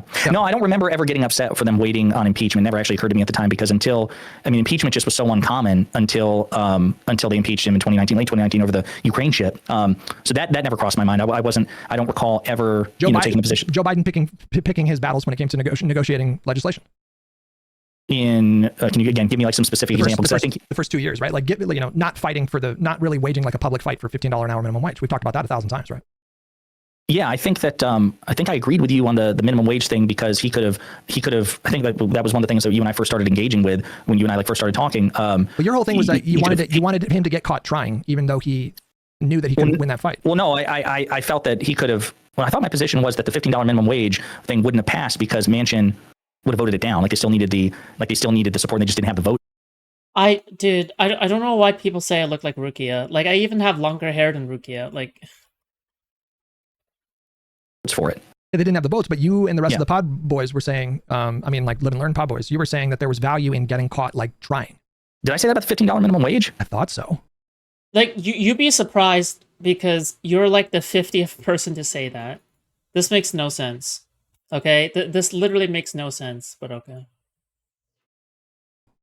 I thought that was like the whole thing. Gaslighting myself on that one. I don't recall like getting upset about him not going after the parliamentarian, because you were the one who persuaded me on that. You said, well, my position was, I think initially my position was, from what I remember, that they're both Asian. They should have overruled the filibuster, and I think you made the point, overruled the parliamentarian. You made the point that wouldn't have made a big deal, because when the Vanguard boys came on, I think you were trying to find like a middle ground position between mine and theirs. And you said something parliamentarian on the $15 minimum wage, because I thought when I spoke up the few times I spoke up, was to you say, didn't support like firing the parliamentarian, but you were saying like it might have made strategic sense to Biden to go out there and still like tell people like, I want to get this done, knowing that he would fail, because then it would just look like he was fighting. Like, that on was the $15 minimum wage, or on a separate issue. I thought it was like a bevy of issues. I don't think it was just one issue. So the one, like the Voting Rights Act, the John Lewis Voting Rights Act, I definitely supported Biden ringing the bell about that. Build Back Better. I think that he should have still vociferously came out and said, I want this passed. I want this passed. But he got Manchin, was it Manchin or Sinema, who supported the Inflation Reduction Act? Was it both of them or just one of them? No, they both supported it. Yeah. Yeah. So he was able to secure a lot of concessions, a lot of the climate aspects of Build Back Better in that. I thought that was successful, but I don't recall ever saying that Biden should have picked a fight over the $15 minimum wage. I don't think that's an example. But like just in general, of him like continuing to speak out, like, yes, I support Build Back Better. Yes, I want to see Build Back Better passed. The John Lewis Voting Rights Act. Those are examples. If we go back even further, like Obama not picking a fight about like codifying Roe is like another really good example of what I'm talking about how sometimes it makes strategic sense to explicitly not pick a fight, to publicly not pick a fight. And that's just like that's the kind of thinking that I'm thinking about in terms of politics. Like, I feel so again, it's been a mixed bag. There have been times, like I said, I agree in principle that I felt Biden should have gotten caught more. Like one thing that he did that Pisco and I disagree on. I thought it was good that after he tried the immigration agenda and it failed, that he started to issue executive orders, basically daring the court to strike him down. They were likely unconstitutional. That's part of the reason that he didn't want to go the executive order route. But once the bipartisan legislation fell through, he basically tried to get caught trying by way of executive order. I think that was the right thing to do. I think in terms of his rhetoric, again, just talking about Build Back Better or the John Lewis Voting Rights Act, I think those were things to stake the ground on. But I don't think $15 minimum wage was one. I don't think Obama gay marriage was one, just again because at the time it was still so socially conservative. I don't think that even a majority supported gay marriage at the time that Barack Obama was campaigning for the office, and it may have cost an election. I don't know. That was 2008. I was 17 years old, not paying attention to politics at the time. So I'm not sure. I think the codifying Roe thing is like the perfect example of what I'm talking about. Because Jessiah. he got a lot of flack from people on the left, because what happened was he came out, it was like 3 or 4 months into his administration, and by that point they were already like balls deep in the ACA negotiations, and he came out with his public statement saying that codifying Roe was not a legislative priority for him. When he ran on codifying Roe, he explicitly ran on like I want to pass a bill to actually do this thing, and then he gets elected 4 months later. He says the thing, and people were pissed off about. He still gets flack for that. That was I've seen people criticize, but that was like the perfect example of what I'm talking about, because he had to do that in order to get the ACA passed, and he just I can't, again, I don't that was with the 60. That was like in 2009, 2010, right?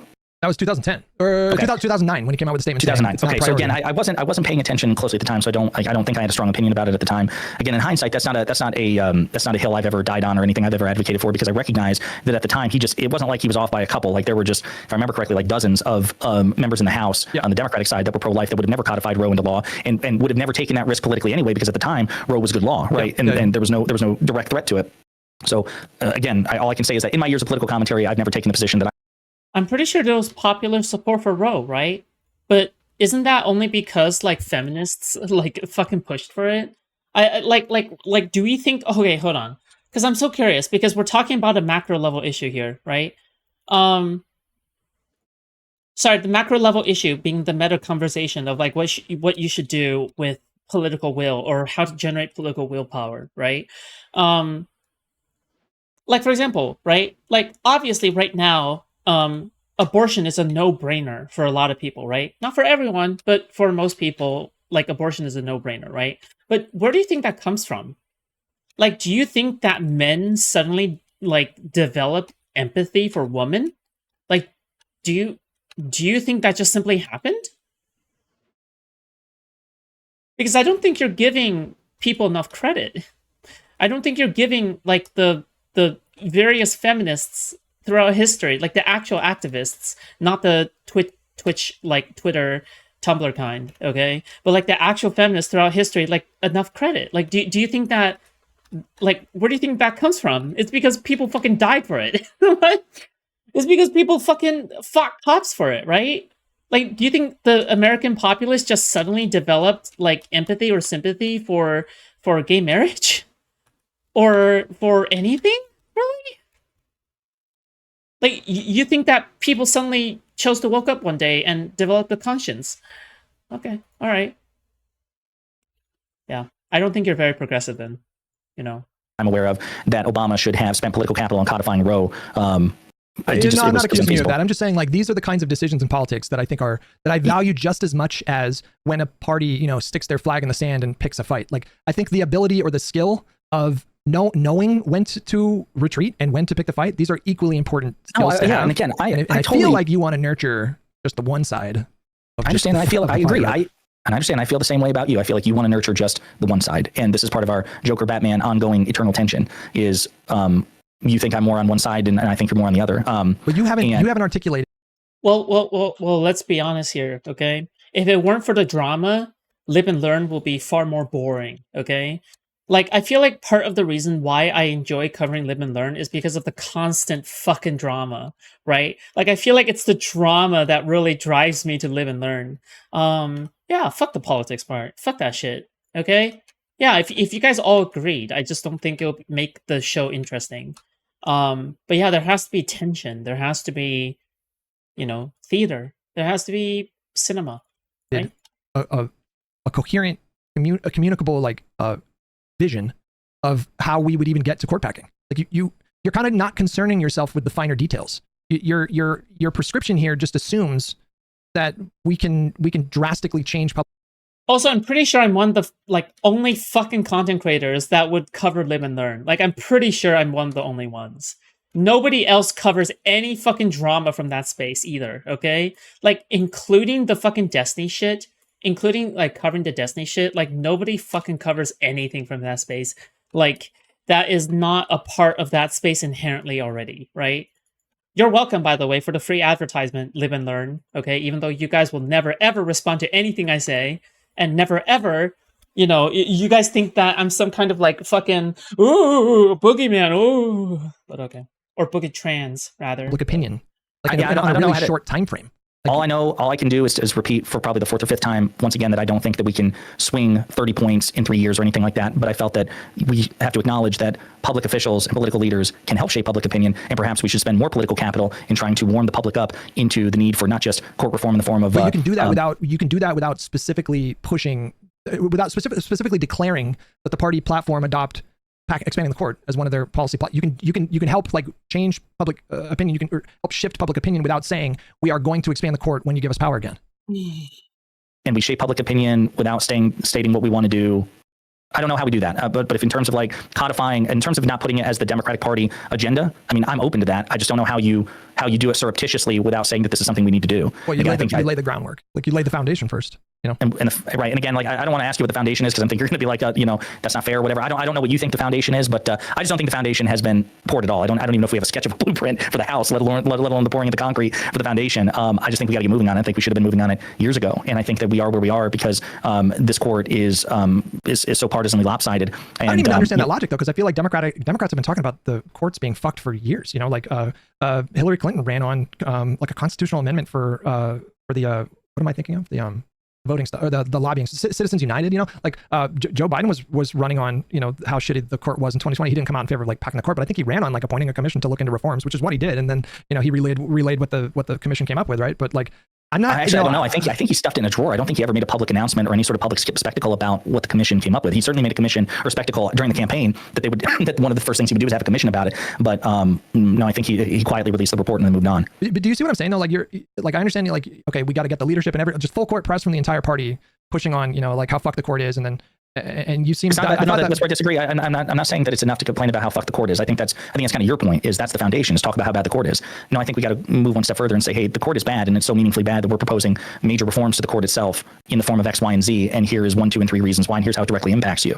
I think that I'm not asking for Democrats to simply complain about the court because I acknowledge that we've done that, and we could probably do it more, I guess, but and more consistently. But we certainly loudly complained about the court. I think it's time to loudly complain about the court, make it more personal, and move in the direction of, and here's what we're going to do about it if you put us back in power. Since right, but when you. So you are saying, here's what we're going to do when you put us in power. You are saying that they should run on packing the court, right? I thought that's what the conversation was all about, Jessiah. No, well, you were the one who said that we shouldn't, that we can't talk about it. My position is I don't know how we can lay the foundation without talking about it. My position is, yes, I do think that Democratic politicians need to talk about expanding the court. You're saying, no, we need to we can lay the foundation for it in an indirect way. And my position is if you can show me a way to get to court expansion, which we both agree is necessary, without talking about it, while simultaneously shaping public opinion or trying to shape public opinion in that direction, I'm all ears. Right. And this is important because, again, Hutch is not against packing the courts. He's not against packing the courts, right? He's saying, oh, you should pack the court in a way that doesn't, cause the Republicans to retaliate early, right? Okay, fine. If you, then what's your solution? Or are you going to endlessly criticize, lefties, right? You can't just, endlessly criticize every proactive action like lefties do, right? That's untenable. That's unsustainable. You're no better than the lefties at that point, right? if you're going to criticize every single proactive possible position that the Democrats can take, well, they might as well just sit around and wait for the end of the world then. Like the reason that I think we should talk about expanding the court is because I think we need to expand the court, and I don't see a way to expand the court without talking about expanding the court. You seem to be agreeing that we need to expand the court, but that we shouldn't talk about it to expand the court. And I'm saying, well, that's fine. I guess we don't have to talk about it, but we need to expand the court, and we need to make that happen. So how can we do that without talking about it? I don't think that logic always works in politics. Like, I think we should talk about expanding the court because we should expand the court. That's the same logic could have been used for Barack Obama. I think he should run on, codifying gay marriage because we should codify gay marriage. But the consideration was back then was that it would have been tough. Maybe it would have been a liability for him in a tough primary for him to take a position that was not majority support. So he didn't take that position. So like, it's the same exact logic with packing the court, which has lower approval ratings right now than gay marriage did back then. But this is where I get confused. This is where I get confused because earlier I asked you. I said, okay, so just to be clear, you agreed that Barack Obama, when it came to gay marriage, was basically just 100% reactive and just waited. And you said yes. Yeah. But then when I've asked you about the Supreme Court, you're like, no, I'm not asking that we do. I'm not saying that we should do what Obama did for gay marriage. But it sounds like that is what you're saying. No, explicitly. Hold on. Like, does he think that the fight for gay marriage began with Obama, or did it simply end with Obama? And or was it simply like a cornerstone of the fight for gay marriage? Because I'm so curious about this, right? Because I'm not entirely sure how Obama did it. Okay, I don't quite remember. Oh, it's the fucking Supreme Court decision, right? Obergefell, right? It's the Obergefell one, where they're fucking, yeah, it's Obergefell. It was a fucking Supreme Court decision, and I think the justice was it. God, which justice was it? The one that looks like the ice cream man, the bald white man. He was the one that I think was the sealing vote, the deciding vote on that one. That's what I did say. I said you need a mandate from the public if you're going to make a big push for packing the court. Okay, so when it comes to packing the court, to be super clear then, Democrats can't and shouldn't try to shape public opinion because it's just too risky and the time's not right. I did it. No. There's a difference between trying to shift public opinion about like possibly like pushing a public to be more open to expanding the court. There's a difference between that and then running on we should expand the court. Wait. But did Obama do that with gay marriage? Yeah. 100%. What did Obama do with gay marriage that is analogous here? Give me the in 2008, when he was running in a primary against Hillary Clinton, he took a position of I support civil unions but not gay marriage. Got it. Because that was what the majority of the country felt like at the time, and it was pretty close to the Supreme Court decision that he came out in favor of gay marriage. And by that point, the political winds had already shifted. So like I think it was like just about a majority or a slight majority of support in the country by the time he took that position. What did he do to help shape public opinion? I really don't know. I don't know. I think a lot of that came from media. To be honest with you, got it. Like, okay.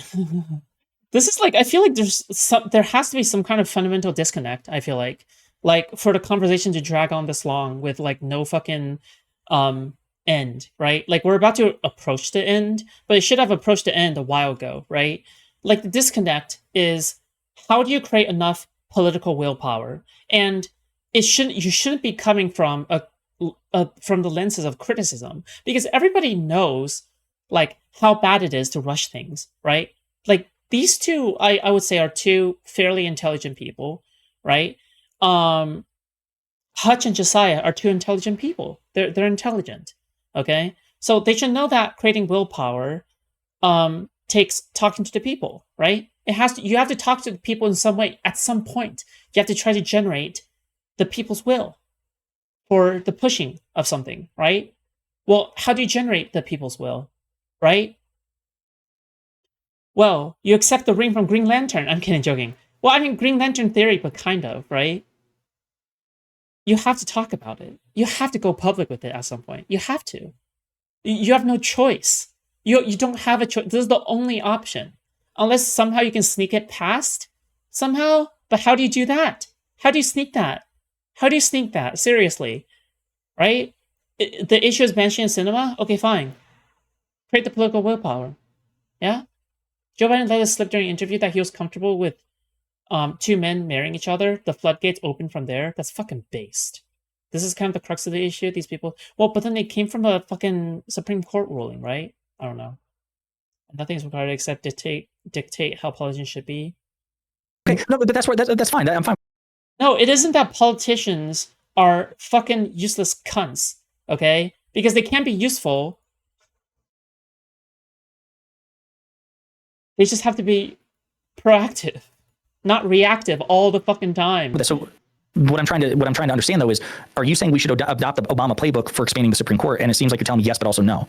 And I'm you should genuinely always confused adopt. by that. I mean, you should, if you're trying to do politics smartly, you should basically always adopt that policy. Like if you're a president, why would you come out like strongly? No, I understand. Right.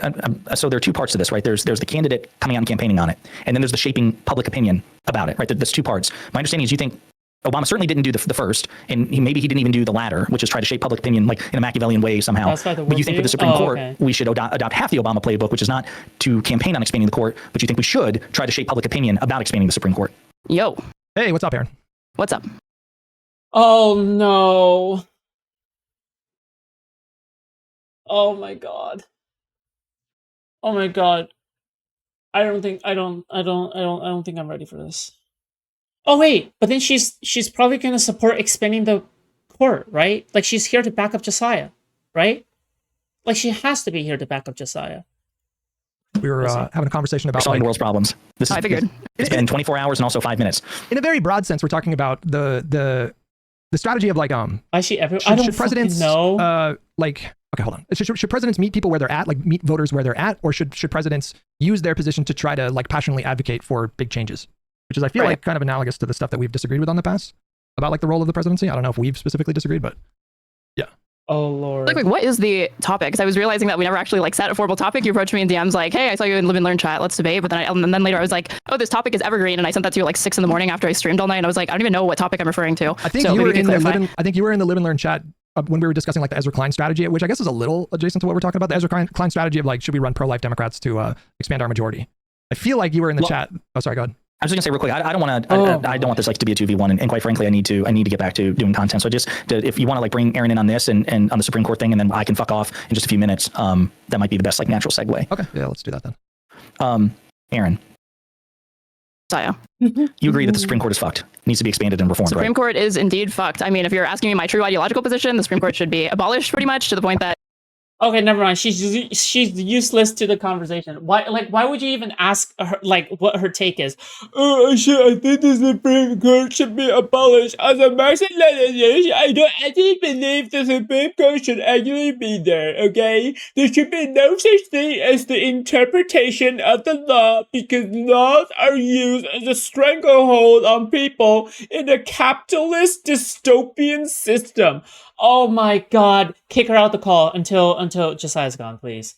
It be replaced with an institution that has like the highest legal authority, but in no way, shape, or form resembles the current institution that we have. I think it's a very undemocratic institution in the first place. That's not happening anytime soon. So in the meantime, before people like me grab the mic.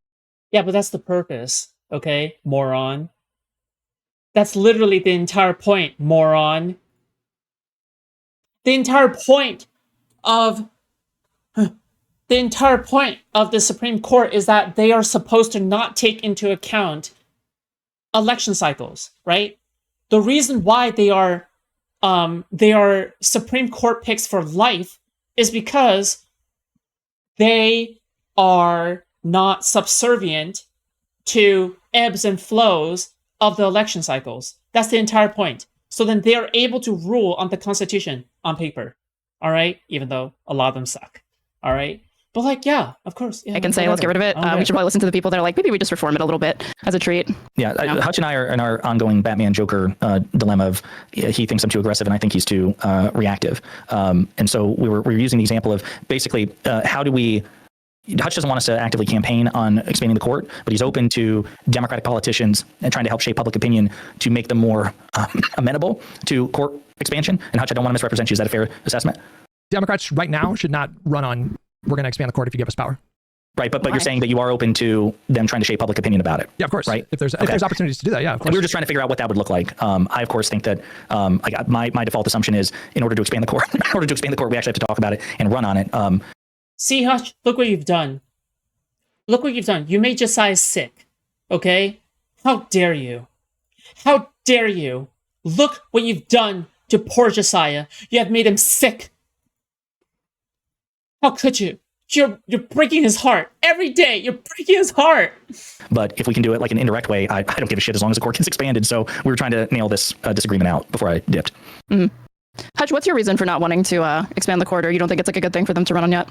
No, it's not that I oppose expanding the court. I said they shouldn't run on it because we're out of power right now. And if we signal an intent to expand the Supreme Court next time we get power, what's to stop the Republicans from eliminating the filibuster now and then doing, not only packing the court, but eliminating the filibuster to do like a lot of horrible things in the next year where hopefully, hopefully we can win the midterms. I don't know about this fucking voting rights I feel situation. like every single like what if scenario, like what if the Republicans do that? It's like usually they're already doing that or there's nothing stopping them from doing that. So I think that the Democrats need to not determine their position based. I'm not saying they should ignore it entirely, but I don't think it should really factor in like what the Republicans are going to do in a very significant way at all, because this is the type of, they're not going to be consistent on this. Like back when Scalia died or whatever, McConnell's like, well, he's a lame duck, so we don't want to appoint a judicial nominee to the Supreme Court during the lame duck session. And then when they had the opportunity to get Amy Coney Barrett on the court, obviously they reversed that and they just did whatever the fuck they want. And don't you have Republicans now calling for them to get rid of the filibuster? And like they've already, I think it was like Marjorie Taylor Greene. I realize like she's an outspoken voice right now and kind of like a lone voice, but you'll see these sorts of sentiments already pushing or like already coming from Republicans right now that are, to the extent that there's household name Republicans, they are putting this on the table as a thing that they want to do. Well, the filibusters, I mean, just, so I don't know. I think there's been like a few voices at a few different times in terms of Republicans that have been calling to just get rid of the filibuster generally, but this is certainly not a mainstream position. There's not any real threat of that happening right now. Thune has not indicated that he's going to get rid of the filibuster anytime soon. Like he's resisted Donald Trump. Like Donald Trump has called for the filibuster to be. Dude, we are missing out on so much good content because all of these guys severed their bridges with Steven, dude. I'm not saying that they shouldn't have done it or like, oh yeah, I prefer it. Dude, but it's just bad for content as well. Like, it's just like, I feel like they could have had several debates with Destiny that could have gone places or some shit. But removed and they haven't removed it yet. But as soon as you say like, we are going to pack the court, then they just will do that. Like, and they'll have so much political cover to do that at that point. So I think this idea that we shouldn't really worry about Republicans, what they'll do in response to the things that we'll do, I don't really think that makes sense because they can do some really awful things if we're not thoughtful. What are you talking about? They're already doing the awful things. Like they are already like going full throttle.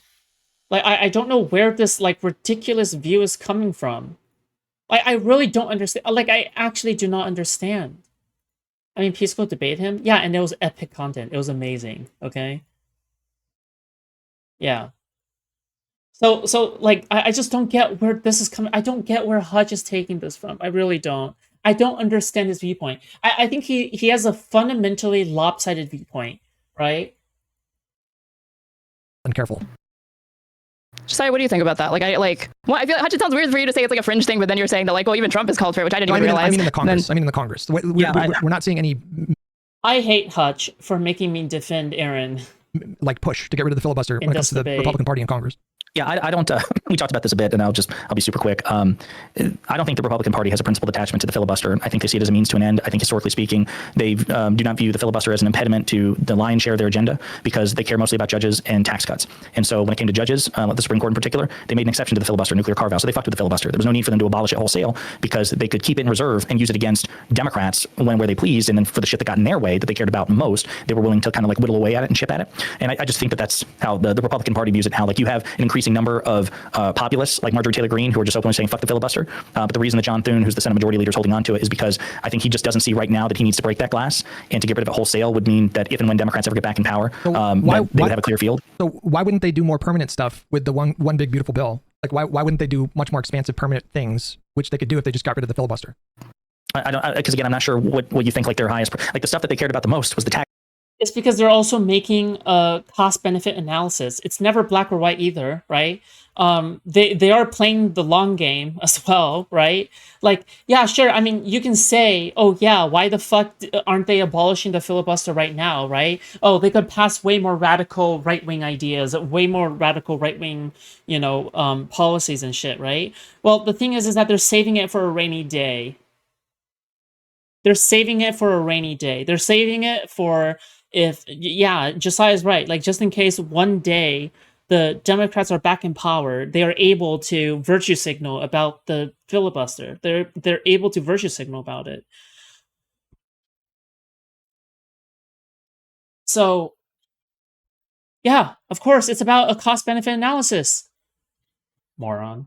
Tax cuts, which they made permanent in the one big beautiful bill. So again, that was McConnell's rationale for not getting rid of the filibuster when Trump demanded it back in 2017, 2018 or whatever. Again, they the stuff that they cared about the most, their high priority, they just didn't need to abolish the filibuster wholesale. They just make exceptions and tinker with it when and where they please. And again, the OBB, it wasn't a nuclear exception, but they did. Again, I have to go back and read the article about it, but they sidestepped the filibuster on that.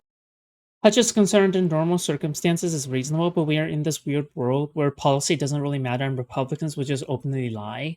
I think Hutch is traumatized, okay? He's traumatized by all these years under Trump, and he has age regressed, okay, back into a primitive form of political analysis. I don't fucking know. I'm sorry. Okay, that sounds incredibly mean. I'm so sorry. Okay, never mind. I take that back. That sounds mean as fuck. By fucking with procedure, the parliamentarian. So these like anti-majoritarian traditions or rules, they'll either make exceptions to them or find other ways to work around them, even when they think it's a high enough priority. So your whole thing is like we're on a ticking clock. The filibuster is going to go one way or the other. I don't know if it's I don't know if it's going to be abolished wholesale, because I know like even Democrats call for the abolition of the filibuster, but I'm not sure if and when Democrats get back into power that they would vote and just get rid of it for the reasons that we talked about earlier, which is we love it when we're out of power and we hate it when we're in power. I think it'll just be it's kind of like an ice cube in hot water. I think it's just going to slowly melt over time rather than totally evaporate in an instant. Well, I mean, I just want to be the one in power when there's like some serious pullback from the filibuster. Like I don't think strategically it makes a lot of sense to be pushing for this kind of move when we're out of power. Like you would have to explain. Yeah. I want to be the one. I mean, I feel like this is about like what they run on in the midterms and then leading up to 2028. No. Yeah, and I want to be clear, like, because I was trying to still find this poll, unless I miss, like, I don't think I'm certainly not advocating for, and I don't think Aaron is either, that Democrats should be saying, let's abolish the filibuster right now. Like, no, I agree with you. No, we'd be like, Republicans should keep the filibuster right now. They should expand it. They should make it even more expansive. It sounded like you were making the case that, they're not principally they're attached to the filibuster and, they're already doing everything. Like they are. I thought just how you were saying that very plainly, and I think it's true. It's a means to an end, and to the extent that they care about it, it's because it's useful to their party, and when it stops being useful, they will magically suddenly find some other more principled reason to oppose it or get rid of it or why it needs to be abolished or whatever. Well, again, not abolish it wholesale. I genuinely don't believe that the Republicans will do that because, again, it's throwing out the baby with the bathwater. I think what they'll do is that what they have done in the past, which is that they will sidestep it through procedural shenaniganry, or they'll invoke the nuclear option. They'll go nuclear and say, okay, when it comes to this specific bill or this specific type of legislation, it's no longer filibuster proof. All you need is a simple majority. They've done that a few times this year. They've passed things through it's budget reconciliation, right? Yeah, but that's a procedure that, like, just by default, it's only with a simple majority. I can't remember, like, chicken or egg, which one came first. Maybe Hutch knows, or I would probably know. Budget reconciliation was devised after the introduction of the filibuster, and it was just a way for them to do, more budget-oriented bills. And, like Biden did a bunch of budget reconciliation stuff. But the point is they could do much more expansive legislation if they wanted to right now, if they just got rid of the filibuster. And what I'm saying is if Democrats run on, hey, we're going to do that if you guys give us the power, that give us a trifecta, we will get rid of the filibuster and then do court reform. If you do that now, they will get rid of the filibuster tomorrow and just start doing much more expansive bills than what we saw in the one big beautiful bill. So tactically, I just think taking shots when you're out of power, when they have the power to get rid of the filibuster, just seems tactically stupid. Yeah, but you have to start taking shots now, right? We have to start taking shots now anyway, because we have to win the midterms. You're talking about, oh yeah, wait until we're back in power. Okay, will that ever happen? You have to start taking shots now, dude. What, you want to wait for Trump's fucking third term? I guess this to me seems sort of like fatalistic to the point that it's like, since we're out of power, how does this not just apply to every single thing that Democrats could try to make a cornerstone of their campaign? It's because of like filibuster if you try to make Medicare and like running on Medicare reform an issue, they're going to try to like cut Medicare even more, which they've already done. Or if you try to run on like transports or something like that, then they're going to oppose it. If you try to run on being pro-choice, they'll run on a really, really big like anti-choice push. Like they've already done and are doing these things. I feel like at some point you do kind of have to take the gamble of hoping that the position that you're going to posit will be popular enough, not only as a salient campaign pitch, but will actually win you your race. And then once you're in power, you can exert it and over the Republicans and their minoritarian rule. I mean, I'm going to dip out. I've had to piss so badly for like an hour and a half. And Hutch, I just want to say again, this is part of the problem. Don't this leave. is my I day, love you, like Jessiah. just talking to you is so much fun. It is. And it ends up becoming an 8-hour fucking thing. Yeah, but the problem is, like, I have no impulse control when it comes to this. This is why I get one guide so easy. Like, I just like. This is the problem. I just lack all discipline. And even the second video that I dropped, I realized I didn't put a description. I didn't put tags in it. I didn't put anything. Like, I just went public because I was like, fuck it, I'm talking to Hutch. Let's just get the shit out here. People often tell me I have a magnetic personality. So what you're demonstrating right now. Well, to be fair, it's not just you. Like, this is the problem. Like, when Aaron and I have conversations, they last 8 hours. The same thing with Pisco and like everything. It's just, there's a problem. And this is why. Better, though. Well, I guess I can't quibble with that. Certainly the sex appeal is unparalleled coming. Okay, cool. Oh, okay. All right. Well, I'm glad that Jessiah is pushing back harder against Hutch because, God, Hutch is just... This guy's like a rock, okay? How do you lead the rock to the water? The rock do not need the water. I don't fucking... That makes no sense. I'm sorry. Okay, we need something more lighthearted after that. Holy shit.